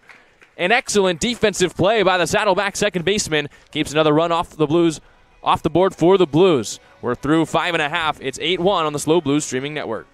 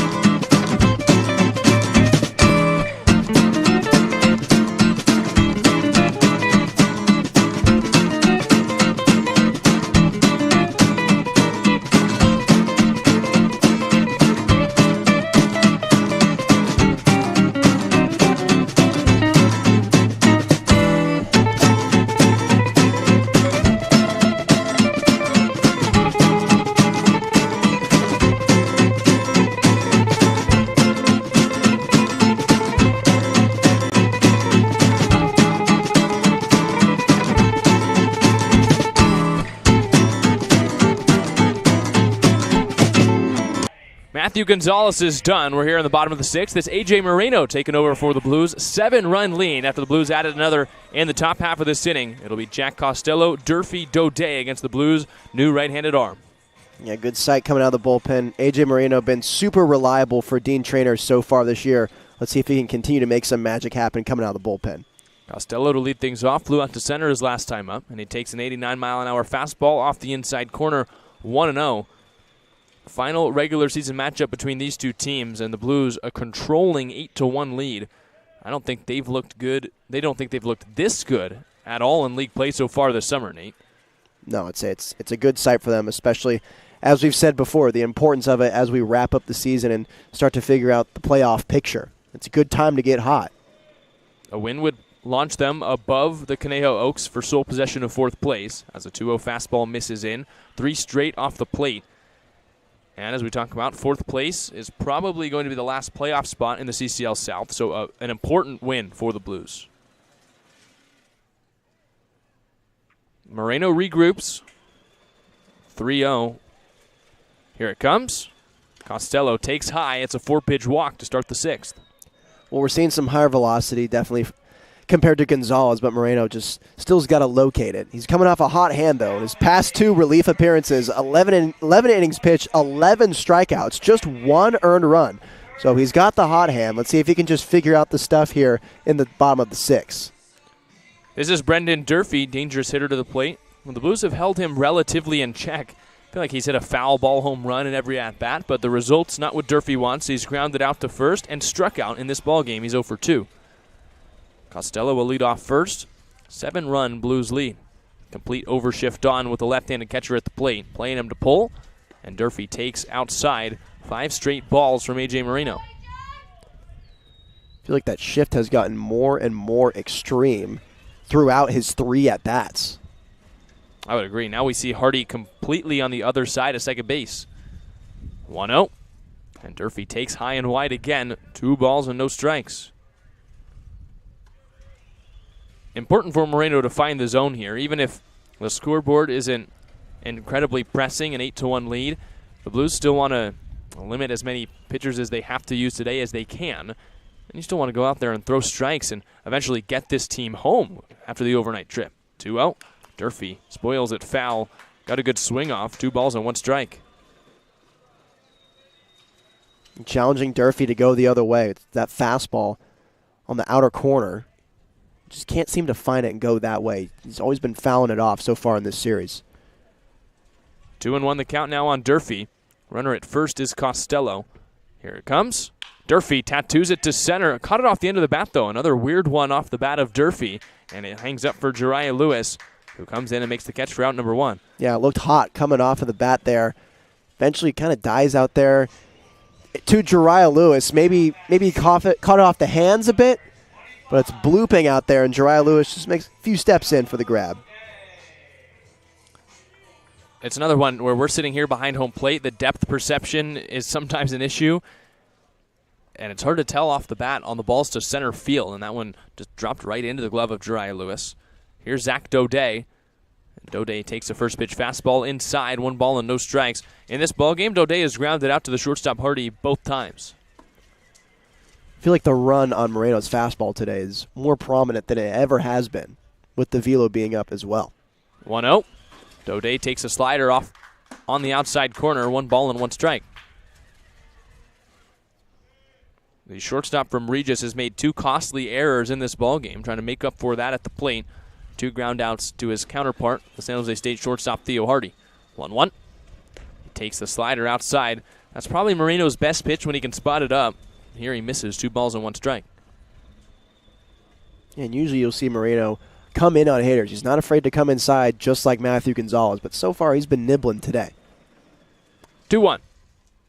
That fastball, a nibble, but he catches the zone. 2 balls and 2 strikes right on the outside corner with 89-mile-an-hour fastball. It's good placement. It's a good stick by Matt Spear as well, holding it there. 2-2 the count. The runner at first is Costello. 7-run Blues lead here in the 6th. Here's the 2-2 offering. Runner on the move, and there's basically no chance for Spear to throw out Costello. An excellent jump. Ball 3, and moving up to second is the USD DH. Yeah, Costello got a really good jump on this pitch, and luckily for him, it was the slider coming out of the hand of Moreno. Longer time to get towards the plate, so it's going to be harder to throw him out. There was no chance there on the throw. So 3-2, now 1 out. Dode an RBI opportunity with the Oaks down by 7. Moreno a deep breath and the payoff, and Dode rips it to short. Hangs up for Theo Hardy. A high throw, and Hansen comes down on the bag. 3 ground outs to short for Zach Dode. This one a little bit harder. 2 outs here in the 6th. Yeah, this was a throw that I thought was destined for the dugout, but it kind of just stayed on a line. Luckily for Theo Hardy, and Jason Hansen makes a right play, stepping up and able to bring that foot back down on the bag. Good job by Costello, too, reading the hard hit ball that's hit right in front of him and not taken off towards third. So with 2 outs now in the inning, here's Christopher Wright. Wright tied the game up the last time he came to the plate, and it's been a while since then. Hit a deep home run to right field. And between now and then, the Blues have scored 7 runs. That's how you respond.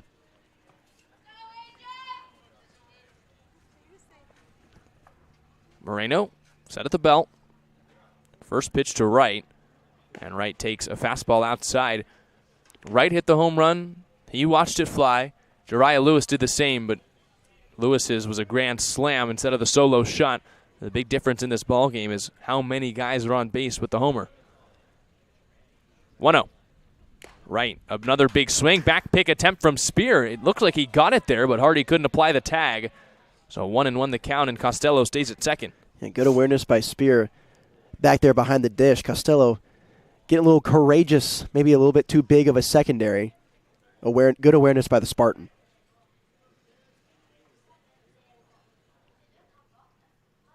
One. Wright ropes it on the ground to first. Hansen gives ground and makes an epic play. He takes it to the bag, gives Moreno a high five as he steps on first. And that's another great play by Hansen for the 3rd out here in the 6th. It's 8-1 as we head to the 7th on the SLO Blues streaming network.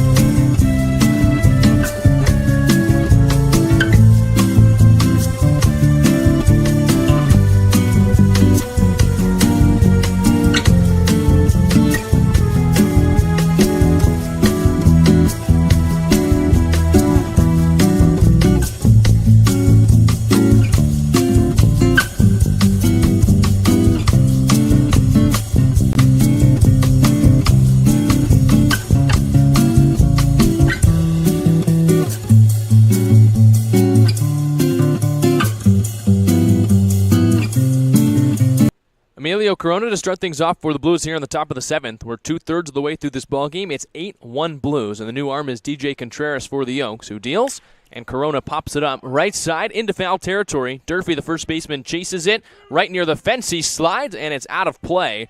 No balls and 1 strike. That's how you play that ball. You got a pop fly going into foul territory. You're running towards the wall to slow yourself down. That's what you got to do. You got to slide into it so you're not crashing and burning into the fence. Durfee lost his cleat, and he picks it up. There's maybe a cup full of dirt in it as he dumps it out, and now he's just trying to squirm his foot back in to his right cleat. And I think now he's decided, oh, no, he's good. I thought he was going to untie it and then retie it, but able to get his foot back in there and returns back to the first base bag. 0-1 the count on Emilio Corona, who's got a double, a strikeout, and a flyout. He's got Velcro cleats. I don't know if I've ever seen anyone play in those. 0-1. Corona swings to the slider, pops it foul again. Again, Durfee will give chase, but this one's well out of play. So 0-2. Velcro cleats. Interesting. Yeah. I mean, I saw him move the hand out and then over the shoe. Had to have been Velcro, right? We've got binoculars. We can check on this. We have technology. They are... No, they're Velcro. I thought they were going to say they were slip-on for a second. 0-2 as Corona goes down swinging for the second time. Yeah, Velcro, not slip-on. Wow. Let's see if I can find a brand. I was just going to say, who makes those? You introduce Sam DiCarlo. I'll do the sleuthing going on here. Sam DiCarlo, hitless on the day so far, reach base on an error. He's only Blue to not officially reach base today. It was an error on the shortstop. This was back in the 5th inning. The fateful 5th inning with the Jariah Lewis grand slam. 0-0. DiCarlo takes a fastball in the outside corner. There's very minimal branding on the cleats, so whoever made them doesn't really want you to know, but they're very brown. I think they're originally white, and they've gotten a lot of use in the dirt. 0-1. DiCarlo cracks a pop-up. Right side again. Durfee with chase in the Velcro cleats, and he runs out of room. What he is wearing, though, are the stirrup socks, but with the pants almost all the way down that we've been talking about the last couple games. The high waters? Trendy. Yeah. Very trendy. No balls, 2 strikes on Sam DiCarlo, second baseman from Washington. 3 hits yesterday, 3 runs batted in, still looking to reach base for the first time today. 0-2. He leaves the slider low, 1 ball and 2 strikes. Gonna have to go find myself a pair of Velcro cleats, I think. Makes it way easier. I would say they'd be rubbers cleats, but it looks like it's spikes. Never seen that combination. 1-2. DiCarlo leaves the slider low again, 2 balls and 2 strikes. I feel like you're right. I think the Velcro is something that is more conducive to kid cleats. Yeah. It's for situations just like that, though. You can just strap them on right away. 2-2 on the way. DiCarlo takes it off the hip. 86-mile-an-hour fastball near the ribs, and DiCarlo takes first. So now every Blues hitter has officially reached base in this game, and DiCarlo aboard at first with 1 out in the 7th. It was on the hardest fastball we've seen Contreras throw today. He just wore it up directly on the hip bone. You could see he was grimacing, but doesn't want to show the dugout that it hurt, and so he makes the walk to first. I can guarantee you, though, where that hit him, at how fast it hit him, it didn't feel good. That's for sure. The sound wasn't good, but as they'd say in the dugout, don't rub it. 1 out. Now the batter, JT Ricken. Ricken came up twice in the last inning. This pitch way wide. Recovery from Francisco, and he throws it into center field. DiCarlo was at second. Now he'll be at third, and a 180-foot mistake for the Oaks. Runner at third base with 1 out. How about taking one off the pelvis and then going 180 all the way to third base on the mistake? He almost got hit by the throwdown, too. It's a good job by Sam DiCarlo getting down there to third. That would have been a big party foul. It's like the Scott Sterling video. Yeah. See that, the goalkeeper? Well, then they would have gotten in center, would have gotten by the center fielder, and then the throw would have come all the way into home and hit him. Another infield in moment for the Oaks. 1-0, and Ricken takes a little bit low. Ricken was the only batter that came up twice for the Blues back in the 5th. He singled to start the frame, scored a run, and then came up a second time before popping out to short to end the inning. Infield in, runner at third, 1 out, and a 2-0 count. DJ Contreras comes set, kicks and deals. And Ricken behind on the fastball, 2 balls and 1 strike. Fastball almost had like a sinker action to it. A lot of vertical movement, kind of dropped into the bottom of the zone. RBI opportunity for JT Ricken here in the 7th, trying to add to the 7-run Blues lead. Contreras kicks and fires.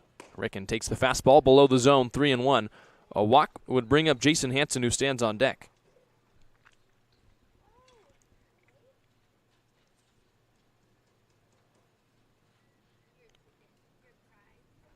Contreras ready, 3-1. Ricken pops it up. First base side, does Durfee finally have a chance? Ranging into foul territory near the wall. Again, it's just out of play. As the count moves full, Durfee and his cleats return back to the first base bag. He's been doing some gassers over on that side. Chasing balls out of play. It's supposed to be a day off for him behind the plate, and he's at first because you want his bat in the lineup. And he's been doing just as much work at first base as he would behind the plate.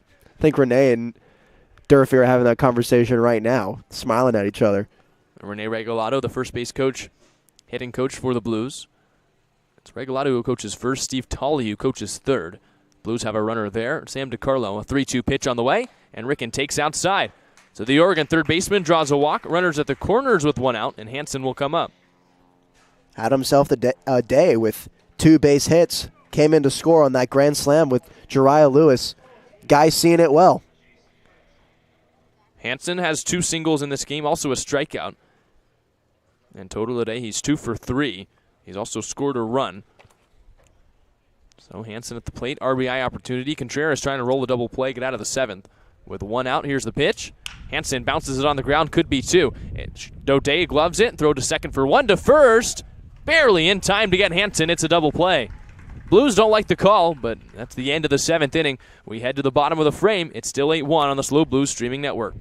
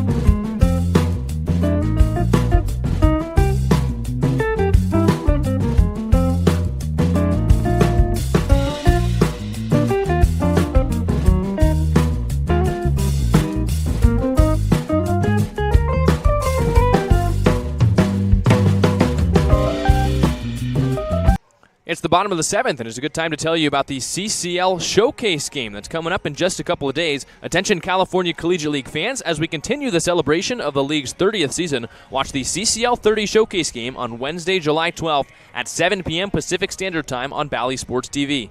The CCL's top players will showcase their talents at the MLB Youth Academy in Compton, California, home of the Barons. Pre-game workouts begin at 3 p.m., followed by the inaugural Showcase game Home Run Derby. Tickets will be available at the gate for both events. For more information, visit calsummerball.com and be sure to follow the action on social media using hashtags CCL30years and hashtag CCLBaseball. Blues lead it by 7 here in the 7th, and it's Drew Smith to lead things off. A.J. Moreno stays out there on the mound, and I think the Blues want him to go the rest of the way in this ballgame. 7-run Blues lead, and the bottom third of the order coming up. Smith, Francisco, Schwartzberg. Moreno deals, and Smith swings to the first pitch, pops it on the infield. Sam DiCarlo, as he ranges in front of the second base bag, calls for it and makes the one-handed catch for out number 1. Moreno, one of the more efficient arms coming out of the bullpen, and it just kind of showcases it right there. 1 pitch, 1 out on the pop-out to Smith. Brady Francisco up. You ever have a chance to participate in any kind of home run derby? I did. When I was 12 years old over there in Cooperstown, they elected me to do it, and didn't hit one. Oh, no. It was a line drive showcase, though, and so my coaches said to me, don't feel bad about it because you're squaring them up just off the wall, not home runs. A 1. That's inside. How far were the fences? It was Cooperstown. It was not that far. I can't remember the exact number, Like little league size, a little bigger than that? No, yeah, like about little league size. And they hit right off the wall. Brady Francisco takes a slider. How'd you recover from that performance? I was just going to say, it did set me up nicely, though, because I led the tournament in home runs. Let's go. With 9. So loved it. 9 home runs in one tournament? Yep. Wow. 1 ball, 2 strikes. Moreno working atop the hill. Kicks and fires 1-2. And Francisco takes the fastball just inside, 2-2. That was a joke that all my teammates had with me. Like, you waited till the games? I guess it matters more there, but... Did the winner get anything for the home run derby? I don't know. I think I was just so upset I didn't even hit one. I didn't even pay attention. 2-2 the count on the catcher from GCU. Moreno with a long pause, kicks and deals, and Francisco taps it straight through the glove of Spear. Still 2-2 the count. I feel like when you're a kid especially, if you're trying to hit a home run, you never do. Any level. Any level. But specifically, because kids' swings they're less tuned, and so when you're uppercutting everything, you're going to get under it, or you're just going to miss. So that's why it was a good sign I was hitting lasers instead of pop-outs. 2-2. Francisco pops it in the air to shallow right. In comes Giovanni Blanchette. First action for Blanchette in right field, and he makes the catch with 2 hands for out number 2. No glasses for Gio out there in right. Didn't even put his hands up. The sun slowly becoming a factor as we reach past the halfway point in the day, but didn't even need to put the hand up and make the out. That's just the fourth fly out to reach the outfield. The outfielders haven't had to move a whole ton. Blanchette, though, did on the home run by right. That's really the only other action he's had is when he chased it back to the wall before it was gone. Here's Zachary Schwartzberg, the 9-hole hitter, and a first pitch fastball just off the plate, 1 ball and no strikes. Well, it all worked out for you in the end. You get to come here and call games with me. Moreno, face buried in his glove. Another long pause, the 1-0. Schwartzberg pops it in the air to right. Giovanni Blanchette chases it, but it's out of play. Just past the Blues bullpen, 1 ball and 1 strike.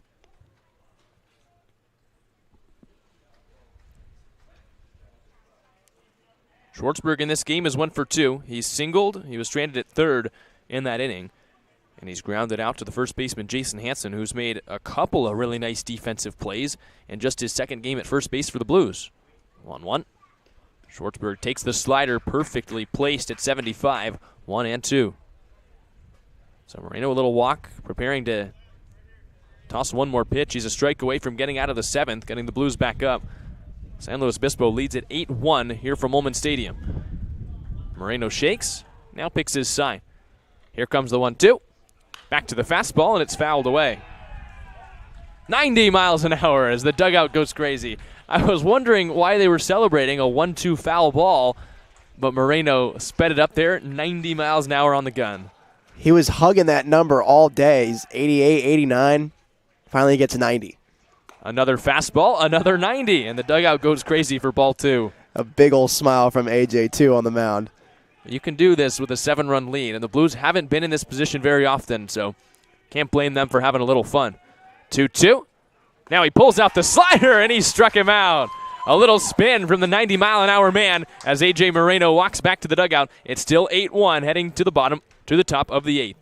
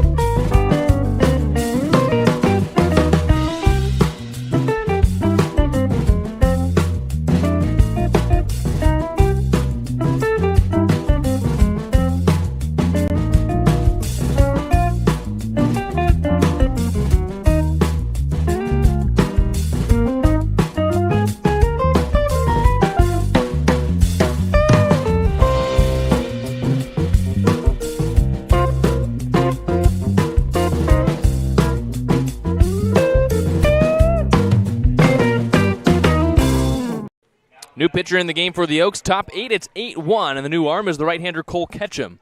Yeah, Cole Ketchum coming out of West Point, Mississippi from Ole Miss. He's a rising sophomore at 6'1", 205 pounds. Slinging it up there, too. Easily hitting 90 in the warm-up pitches.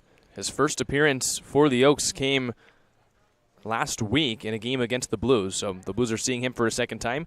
The 90-mile-an-hour fastball, and we'll see what else follows. It's Jake Hicksonbaugh to lead things off. Following him, it'll be Jariah Lewis, Theo Hardy. 9-1-2 due up for the Blues with a 7-run lead. Ketchum digs in his glove. Black leather with red lacing and deals a fastball a little high at 91 to Jake Hicksonbaugh, and that looks a little effortless. Yeah, that looked really easy coming out of his hand.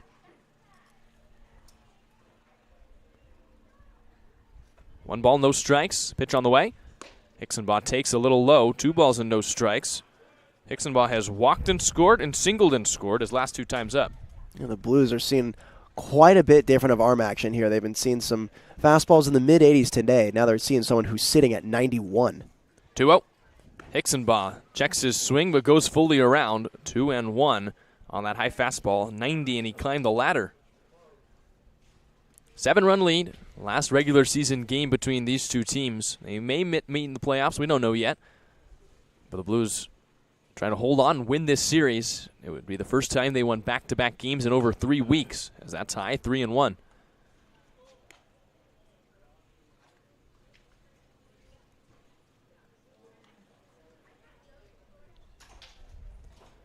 Nobody out here. Top 8. Hicksonbaugh leading things off. Ahead in the count. 3 balls and 1 strike. Ketchum delivers, and Hicksonbaugh takes off the corner inside. It's a leadoff walk for the kid who's reached in all 3 of his last plate appearances. That was a well-placed fastball, I thought. Thought that was in there for a strike, but Hicksonbaugh, I think, gets a call, but he's able to draw the walk. I think what's important going forward here for the Blues hitters is, we've talked about this whenever we've seen a guy throw with some velocity. Don't try to do too much with it. Let him supply the power. I think the approach that the Blues have had today has been working so far. I think they should just stick with that plan. Don't change up too much with a guy throwing harder. 0-0 count. Here's Jariah Lewis. Hit a grand slam 2 times ago. Reached on an error a couple innings ago. And he's ahead in the count 1-0. Great game for Jariah Lewis. I'll say. Yeah, I think hitting a grand slam means that you could strike out all the rest of the times up, make 2 errors in the field, and it's still a great game. Hicksonbaugh leads off first, 1-0. Lewis hits another high fly ball to right field. Chasing it back to the wall is right. At the last second, he reaches up and makes the catch in front of the 370 marker. Jariah Lewis robbed at the wall, and there's 1 out here in the 8th. Hey, you know, nothing to really shake your head at. I mean, this is another barreled ball. I think it's just a little too high, hangs up in the air too long for it to go out. But, well, you know, the wind's blowing out that way too. Maybe a little surprised it didn't go over the fence again, but just a snag over there for right, catches it with the heels at the wall. He hit it to a slightly deeper part of the yard, so couldn't quite get it over the fence. And now with 1 out in the inning, here's Theo Hardy. Switch hitter batting left-handed again with the righty Cole Ketchum in. Hicksonbaugh stays at first after the fly out by Lewis. A big lead for the Monterey Peninsula College freshman. 0-0. Hardy checks his swing on a breaking ball that just misses inside. 1 ball and no strikes. Feels a little like Ketchum's getting squeezed here in the 8th inning. Yeah, he's trying to hit in that inside corner on the left-handed hitters, and he's just not getting that call. 1-0. Hardy's doubled and walked today. 2 ground outs to second as well. 1-0 pitch. He takes a curveball in there for strike 1. Now he's starting to go back to that breaking pitches a little more. 2 in a row right here to Theo Hardy. Ketchum shakes his sign, bent over at the waist. Steers in at his catcher, Francisco. Now he's got the one he wants. 1 ball, 1 strike, 1 out. The Ole Miss righty, after a long pause, kicks and deals, and Hardy ropes it on the ground. A dive attempt by Schwartzberg, but it's into right field. Another base hit for Theo Hardy as the Blues go station to station, first and second with 1 out. Yeah, he's been waiting for that hard contact today. He got a double in the first inning, but soft looper out in left field. This time, as a left-handed batter, he ropes one into right field for a 90-mile-an-hour base hit. Here's Giovanni Blanchette. Blanchette's been on a couple of times for free today. A hit by pitch, Owaki scored a run. 2 ground outs up the middle. An RBI opportunity for the Blues right-handed hitting right fielder. Hicksonbaugh now at second, Theo Hardy at first. Ketchum looks to second. Now he brings it home. And Blanchette checks his swing at a fastball at the top of the zone. 0-1. A couple other games in action right now in CCL play.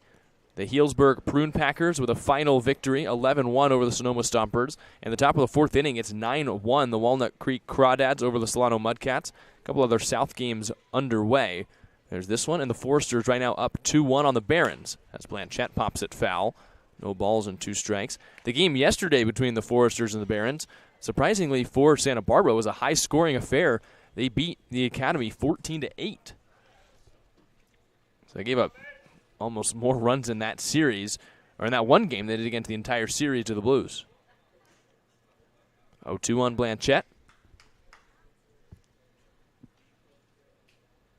Ketchum, another long pause. Here's the pitch, and Blanchette hammers it into right field. In comes Christopher Wright, and it falls for a base hit. Back-to-back-to-back base runners for the Blues, and their bases are loaded with 1 out.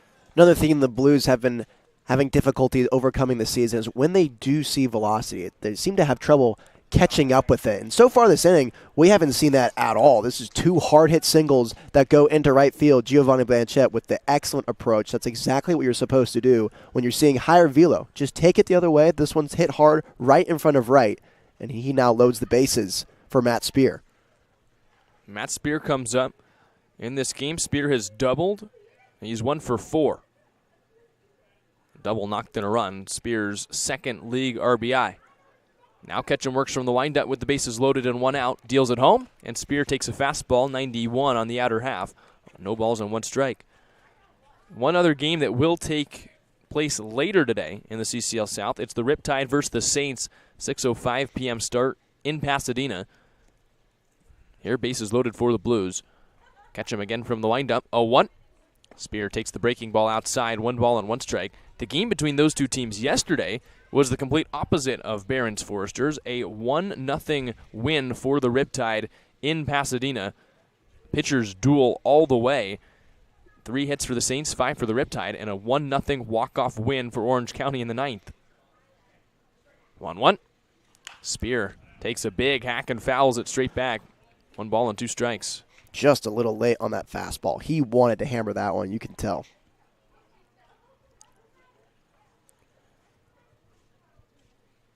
An RBI for Reese Chapman in the bottom of the 9th inning gave the Riptide a 1-0 victory last night. And those are two teams that are fighting for second place right now so far in the CCL South. 1-2 the count on Matt Spear. Bases loaded for the Blues. Hicksonbaugh at third, Hardy at second, Blanchette at first. 1-2. Spear goes down swinging. A sword on the outside slider, and there's 2 away here in the 8th. Yeah, I think Spear was definitely sitting fastball right there. That's the swing of someone who just got fooled on the outer half. Goes after the slider for strike 3. 6th strikeout for Oaks pitching. That's the first for Ketchum. 2nd out here in the inning. And now Emilio Corona comes up. Bases are still loaded. Now 2 outs in the 8th. You have a significant lead here, but why not add more?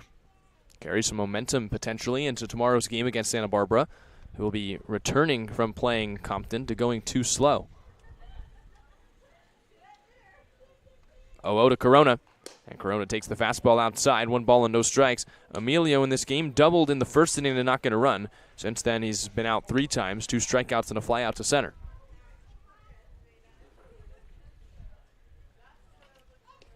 Ketchum continues to work from the windup with the bases loaded. Hicksonbaugh at third, Hardy at second, Blanchette at first. 1 ball, no strikes. He peers over the tip of his glove. 1-0. Corona behind on the 91-mile-an-hour fastball, 1-1. Blues have a right arm of Kyle Dunning warming up in the bullpen. And he may take over for Emilio Corona here in the bottom half of the inning. But the Blues trying to strike for a couple more runs here, top 8. 2 outs, a 1-1 count, bases loaded. Ketchum's delivery, and Corona takes a front door breaking ball inside, 2 balls and 1 strike.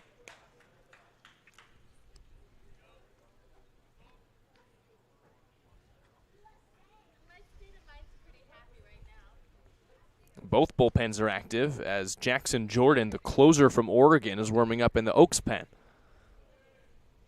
2-1 the count on Corona. A deep breath on the hill. Here's the pitch from Ketchum, and Corona checks his swing on a high fastball. 3 balls and 1 strike. So Jackson Jordan, a guy that you really only see in the 9th inning so far this season for the Oaks. He hasn't had any action in this series or this week at all. So maybe the Oaks want to get him in the 9th inning regardless of the score. Ketchum doesn't want to walk in a run here. 3-1 the count, bases loaded. Might be a fastball count for Corona.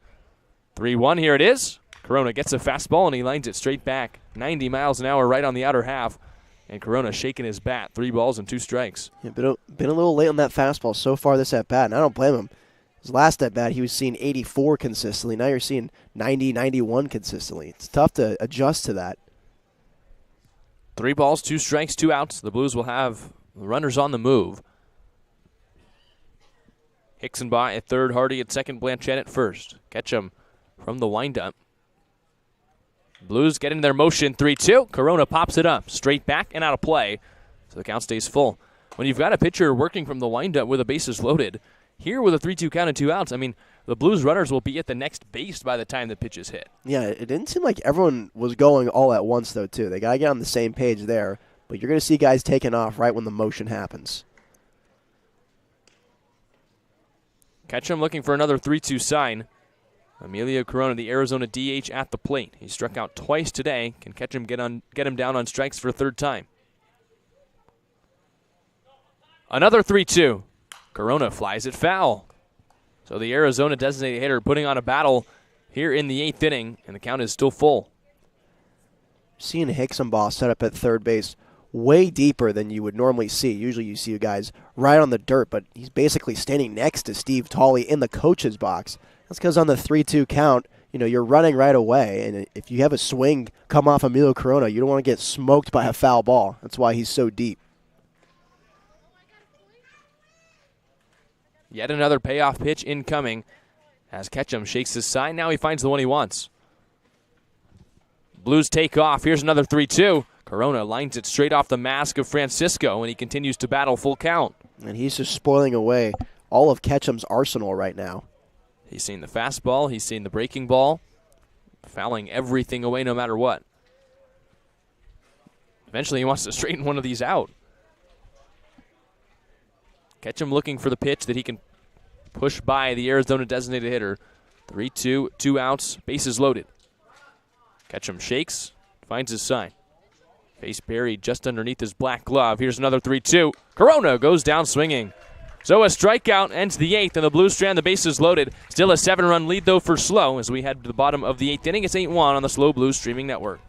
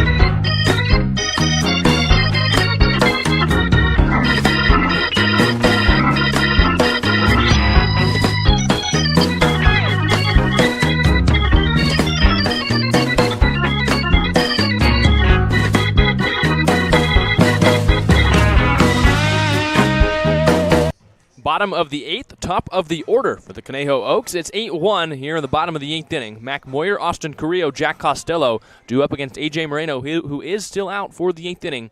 Kyle Dunning continues to worm in the pen, but it's the Cal Poly Pomona right-hander who misses high, 1 ball and no strikes. In this game, Moyer is 0 for 3, a strikeout, a lineout.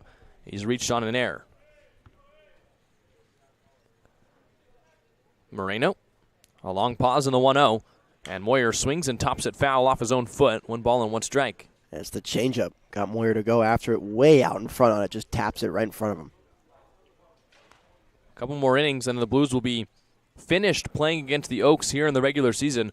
The Oaks are the first team that the Blues will finish up play against in 2023. 7th game between these two squads already. It's crazy to think because the Blues have played a couple other opponents just once or twice. Only 2 games against the Academy Barons, 2 games against the Riptide, 2 games against the Saints. But after today, they'll be done with the Oaks. Tomorrow, they'll play their 6th game against the Foresters. They've gotten awfully familiar with Conejo here. Got to do some adjusting now, these newer teams. 1-2. Moyer bounces it foul. Another long range for Hansen. He gloves, tosses, and Moreno steps on the bag for out number 1. I've been impressed with Jason Hansen at first base. He's making it look easy, and he wags a finger. I don't know if that's for 1 out or you can't get it by me. I'm going to opt for the second. It could be. It would be cooler if it was the latter, but I'm gonna say it's 1 out. Kind of similar to the signature Gio Blanchett. You can't see me. Kind of the same motion. It's the. I'm missing the basketball player right now. This is going to haunt me forever. I forget now. Now I regret saying anything because I know I'm going to look down from a text and my dad's going to be like, here's the player you were thinking. No. Yeah. Mutombo? Yeah, yes, Mutombo. It's that finger wag. Oh, well.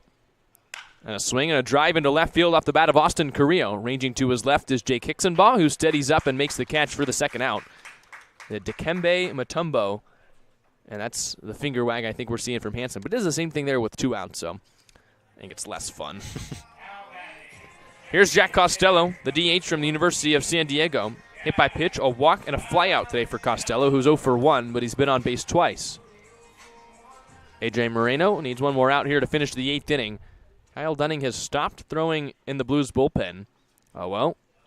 And a swing and a ground ball to shortstop. Theo Hardy with the glove and the throw in time for the 3rd out. A really quick 8th for A.J. Moreno. Just as we started this inning, we head to a break. Heading into the 9th, it's 8-1 on the SLO Blues streaming network.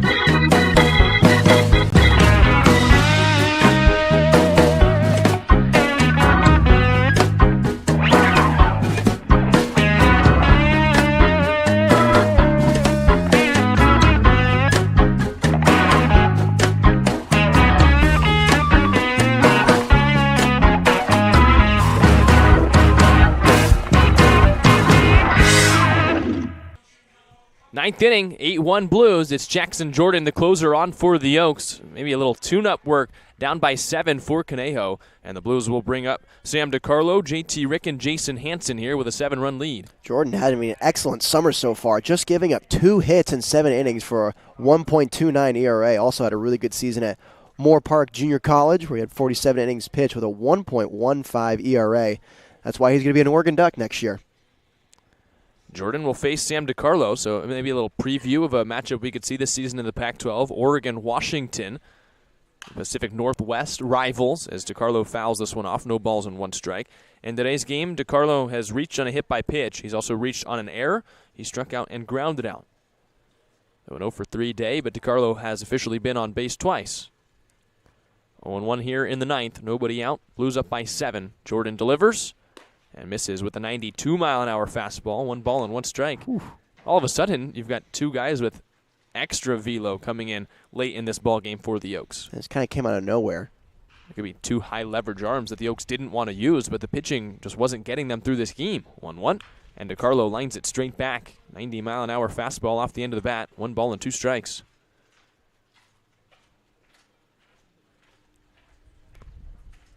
Quieter day from the Oaks dugout today. They were silenced early as the Blues scored in the first.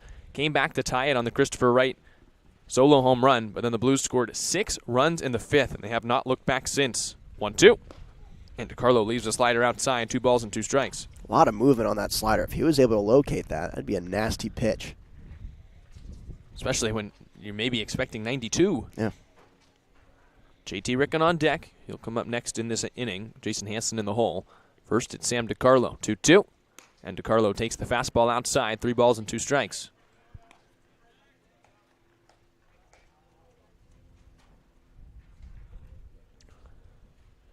Jackson Jordan, just the 2 hits. Only 3 walks as well. 3 balls, 2 strikes. The pitch, and he misses outside. Make it 4 walks, and DiCarlo's aboard here to start the 9th inning. Not really a walk guy, but having trouble locating all of his pitches so far, just in the first at-bat against DiCarlo. So now here's JT Rickon, another at-bat for the Oregon third baseman. First game back off of injury, and it's been a good one for Rickon. He's walked, he's singled, and he's scored. On the day total, he's 1 for 3. Runner at first, nobody out. Oregon on Oregon here, and Rickon bounces on the ground towards third. Giving ground is Smith, the third baseman, and he drops it. So Rickon reaches on the air. 2 runners aboard for the Blues with nobody out. Yeah, Smith tried to feed it into the throwing arm, the no-looker, but it got away from him. That just awarded Rickon a free 90 right there. 4th error of the day for the Oaks. Back-to-back days with 4 errors for Conejo. And now Jason Hansen comes up. Hansen is singled twice, struck out, grounded into a double play. 2 runners aboard, nobody out. And Jordan, a little stressful work here in a tune-up appearance, and he spots up with that slider, no balls and 1 strike. A walk and an error so far here in the 9th. Blues have Kyle Dunning still walking around the bullpen. Not sure yet whether he'll be in the 9th, and a nice block by Francisco on that slider, 1-1. Have you seen any indication from the dugout about Moreno? I don't see him right now. It's looking like Dean waved over down at the bullpen, pointed towards the field. Makes me think Dunning's going to close out this game. No matter what, won't be a save opportunity when he comes in. Blues up by a sizable margin, 7-run lead here in the 9th, and a chance to add more. 2 runners aboard, nobody out. 1-1 the count on Jason Hansen, the first baseman from UC Davis. 1-1. Hansen pops it up right side in foul territory. Durfee, another long run as he reaches the bullpen. He lunges for it and can't make the catch. 1-2. Crashes into that sidewall yet again, and he'll return back to the bag. Yeah, I thought he was going to make that play over there just out of the reach at the last second. Stuck out the glove, but just couldn't make it. I just realized that's not Brendan Durfee. Someone's come into this game for Durfee that wasn't announced. It's a different first baseman. We'll try and get a confirmation. No numbers on the front of the jerseys, so it'll be hard to find out. So Durfee out of this game, 1-2. And Hansen checks his swing. Did he go around on the slider? No, he didn't. 2 balls and 2 strikes. It looks like it's Nick Leahy, who played second base yesterday, who has taken over at first for Brendan Durfee. Almost made a phenomenal play on a foul ball. 2-2 now the count on Jason Hansen. 2 runners aboard. 7-run lead in the 9th. Jackson Jordan comes set, looks at second, brings it home, and Hansen flies it to center. Drifting back is Mac Moyer, and he makes the catch. DiCarlo will tag up from second to third. No contest from the Oaks. First and third with one out. And referencing back to the Gio Blanchette base running over there at second that I talked about earlier. See, now we have 0 outs, and this is a deep fly ball into right center. DiCarlo's tagging, so that's why you do that with no outs right there. He's able to get to third base. So here's Jake Hicksonbaugh, RBI opportunity. Hicksonbaugh has reached in each of his last 3 plate appearances. 2 walks and a single. He's also scored 2 runs. Ever since grounding out into a double play in the second, Hicksonbaugh has yet to be retired. Jordan comes home, and Hicksonbaugh takes outside. 1 ball and no strikes. It's DiCarlo at third, Ricken at the first base bag. Trying to prevent grounding out into another double play here. We got middle infield playing at that depth, and Ricken at first base. Jordan would love to roll one here, and he misses outside. 1 ball and no strikes. On deck is Jariah Lewis, who's hit the ball very well today. He's got a grand slam, and he's got a fly out right to the track at the 370 marker in right center.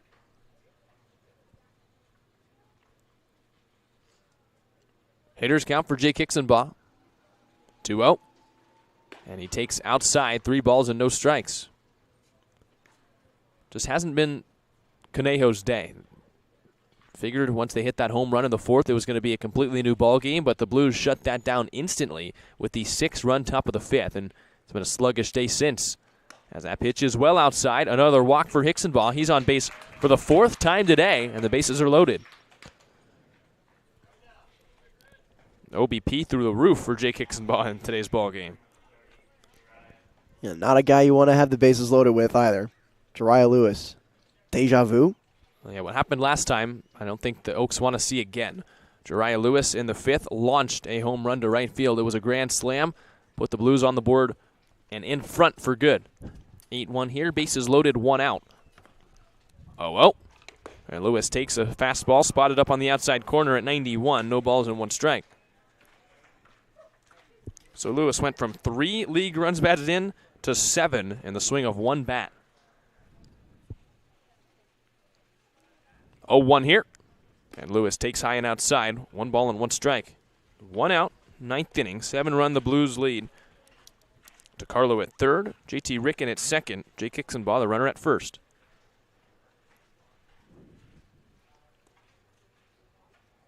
Jordan trying to settle down here with the bases loaded and 1 out.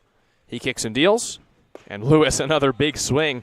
Trying to hit a second grand slam of the day. 1 ball and 2 strikes. Yeah, you can see his intentions there, but this is a well-spotted fastball in the outer half.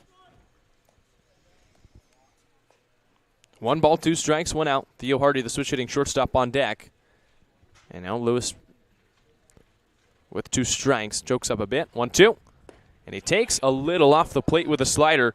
2 balls and 2 strikes. Ooh, that one was close. It's a well-spotted up slider. One of the better ones we've seen today from Jordan. That call was enough to get the Oaks chirping a little bit more from the dugout. They've been quiet all day after a chippy day yesterday, but a little bit more jeering towards the home plate umpire here in the 9th. 2-2, and Lewis flies it foul. Still 2 balls and 2 strikes. Well, David Solis, I feel like we haven't even talked about this yet. David Solis, the manager for the Conejo Oaks, was thrown out after the game ended yesterday.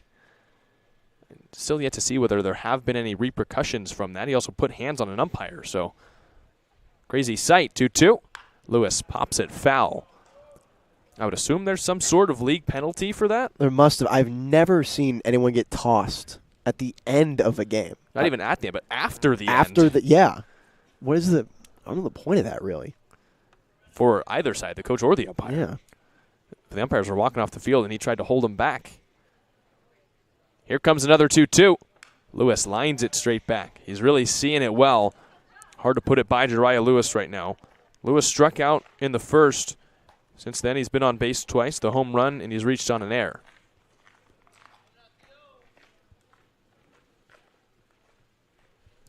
Bases loaded, 1 out, top 9.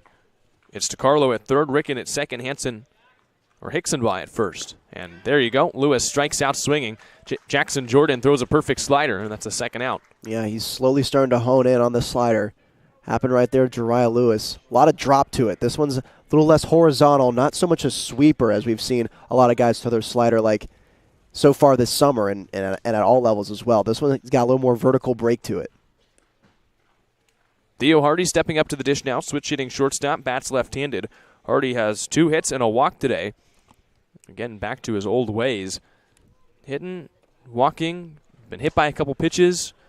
He's behind the count here 0-1, but raising the batting average and the OBP today. 0-1 the count on the Spartan shortstop as Jackson Jordan searching for one more out. The Blues stranded the bases loaded last inning, trying not to do the same thing here. 0-1.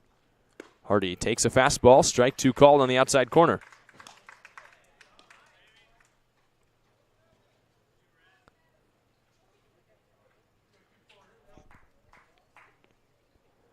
Top 9 bases juiced. Blues up by 7, a chance to add more. Hardy chokes up, 0-2, and he takes outside. 89-mile-an-hour fastball off the plate, 1 ball and 2 strikes.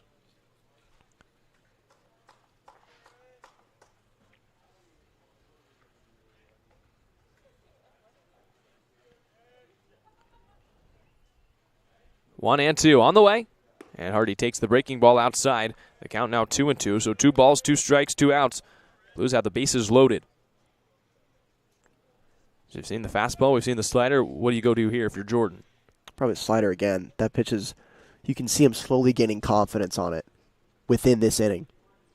Here it comes. It's the fastball, and Hardy laces it into the left center field gap. It falls for a base hit. 1 run in to score to Carlo. Ranging around as it bounces off the wall is JT Ricken. In comes Ixenbaugh as well. Here to third base is Hardy. It's a bases clearing triple. It's 11-1. That went from single base hit to the ball all the way to the wall. And lackadaisical play in left allows the Blues to plate 3. Oh, baby, a triple smoked into the left center gap. And I think Carrillo went to go make a play on it, but springboard out there in left field just bounced way over his head, allows the bases to completely clear, and Hardy sliding in safely with a triple. Well, the Blues were jogging around the bases, and eventually all the runs came in to score, and Hardy was the only one racing around the bags, made his way to third. So the Blues make the bases loaded situation count as Blanchette takes inside 1-0. I thought that was going to bounce in the gap, and Carrillo was going to pick it up. Maybe hold Hardy to 1 bag. Maybe Hardy would have a double, but it just never got to the ball, really. 3 more runs for the Blues. 1-0 here. And Blanchette takes a slider on the outside corner. 1 ball and 1 strike. So the Blues now lead at 11-1. Most runs that they have scored in a league game this summer. And both of their double-digit offensive performances have come against the Oaks. 1-1. Blanchette taps it foul. So 1 ball and 2 strikes. In this game, Blanchette, the right fielder, has been hit by a pitch. He's grounded out up the middle twice, a walk and a single. Real nice single at that, going the opposite way against some velocity. May see velocity again here. Jackson Jordan with a 90-plus mile-an-hour fastball. He comes set. Hardy at third in an 11-1 game. Jordan deals. It's the slider, and Blanchette fights it off the netting. 1 ball and 2 strikes. That speed differential goes crazy. 76 miles an hour on the slider versus 92 on the fastball. Jordan's been mixing and matching in this inning, and he has allowed as many runs in this inning as he allowed coming into this game all season. 1-2. And Blanchette strikes out swinging on the fastball. The Blues get 3 more on the 3 RBI double from Theo Hardy. We head to the bottom of the 9th. It's a 10-run lead for SLO on the SLO Blues streaming network.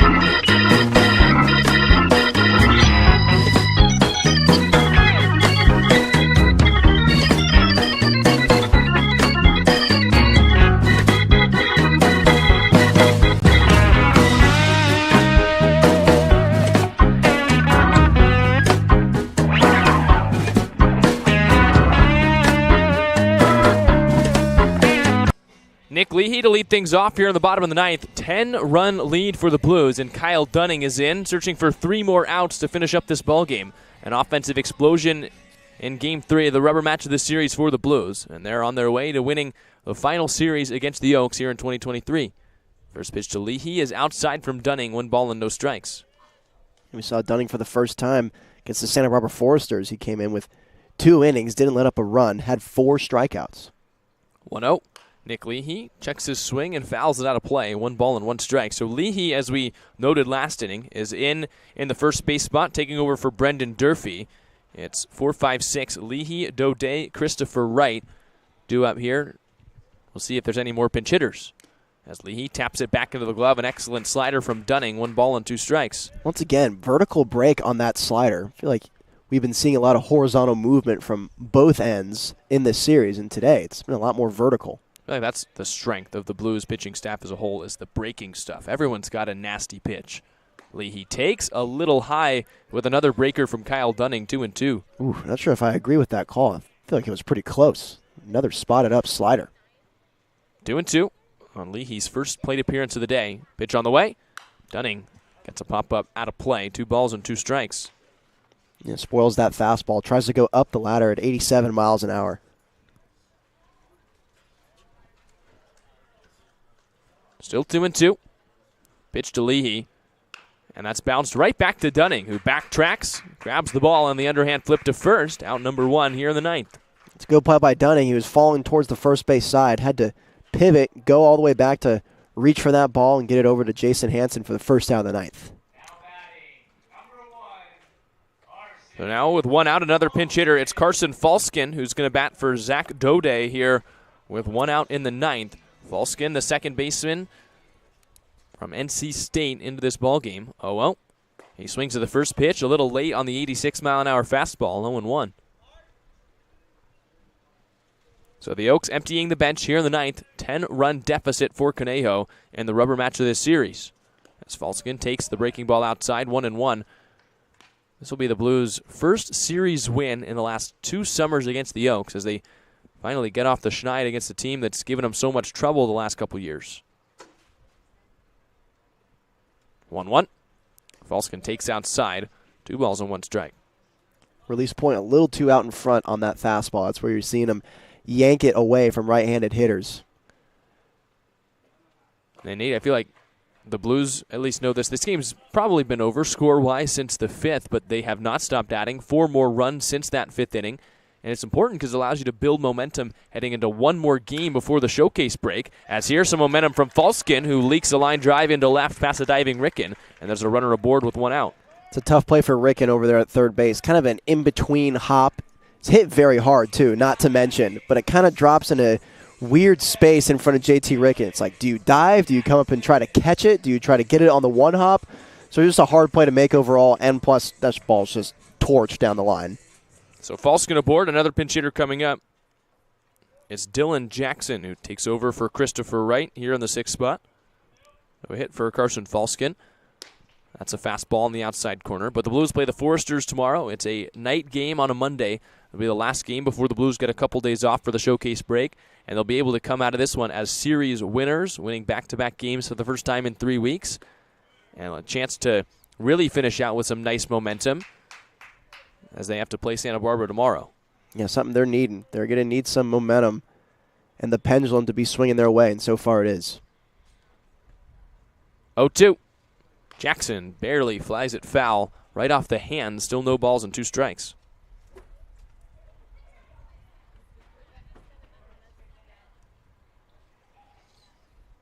(11-1) bottom 9. 1 out, and the runner at first is Carson Falskin. Another 0-2 from Dunning, and he struck him out. Another great slider from the right-hander, and there's 2 away here in the ninth. Yeah, he's living with that slider in this inning. It's been effective. All of a sudden, we got 2 outs here. Another pinch hitter coming up, or will this be Drew Smith? It is Smith. So Smith stays in the game, the third baseman from Oregon. The first non-new hitter here in the ninth. Smith today has struck out twice and popped out. Dunning needs 1 more, and Smith takes a fastball in the outside corner, 0-1. That's an 88-mile-an-hour fastball from Dunning, who ran it up there for strike 1. here to what I think he hopes is the final batter in the ninth. 2 away. Runner at first is Falskin. Pitch on the way. That's popped up. Straight back as Matt Spear heads back. Heading down, and Matt Spear drops the glove, and he makes the catch. That's the ball game as the Blues win back-to-back games for the first time in 3 weeks to take the last series of the year against the Oaks, an 11-1 final, and the Blues are series winners. Yeah, you said it, Jack. Just in the ninth inning, we were talking about how important this win is. The second league series win of the year. Went back with back-to-back wins and an offensive explosion. Hopefully this is some momentum that the Blues can carry in tomorrow against their rivals in the Santa Barbara Foresters. The Blues score double-digit runs for just the second time on the league slate, and they win back-to-back games for the first time in 3 weeks. And I think all they needed, Nate, another stay in a hotel. Both of the Blues' overnight road trips, they've come away with 2 road wins. So the Blues improve to 8-10 in league. They have now taken sole possession of 4th place. They've got a playoff spot if the season were to end today, and they take over 4th place from the Conejo Oaks with a series victory here at Ullman Stadium. And I think what was extra special about the 11 hits today as well is they came in good situations. They came in spots where they needed to get a hit to score in their runners. They didn't rely on the free ones. They didn't rely on any pass balls. It was extra base hits. The bats were going boom today, and I also liked how they never were satisfied with the amount of runs that were on the board. Look, you could say this game was maybe over in the middle third, but they did not give up, tacking on 3 more runs in the 9th inning with that Theo Hardy double. You love to see that, not taking the foot off the gas. Grand slam for Jariah Lewis was the real table turner today as he came away with the grand slam to put the Blues up 5-1, and then you're right, they didn't stop batting. An 11-1 final. The pitching was on point as usual, and this time the bats did not let them down. An 11-1 win for the Blues here in the rubber match of this series. It's a series win for the Blues. It's a winning streak for the Blues, and they'll try and keep it going tomorrow as Santa Barbara comes to town for the final time in 2023. The Blues done with the Oaks, a 3-4 season series, a big turnaround from the 1-6 last year, and the Blues will certainly take it after the series victory here today. Yeah, they were firing on all cylinders. They were doing that on this road trip. Hopefully you can bring it back at home where it matters at the electric Sinsheimer. Everyone's going to be showing out in their jerseys. We hope you can wear a jersey tomorrow as well. A Jersey night, the last home game versus the Foresters, so fans show out in full force. And if you can't make it to the game, watch with first pitch at 6:05 p.m. here on the SLO Blues streaming network. Thanks for tuning in to this series versus the Oaks. For my partner, Nate Mills, I'm Jack Smith saying so long and enjoy the rest of your Sunday.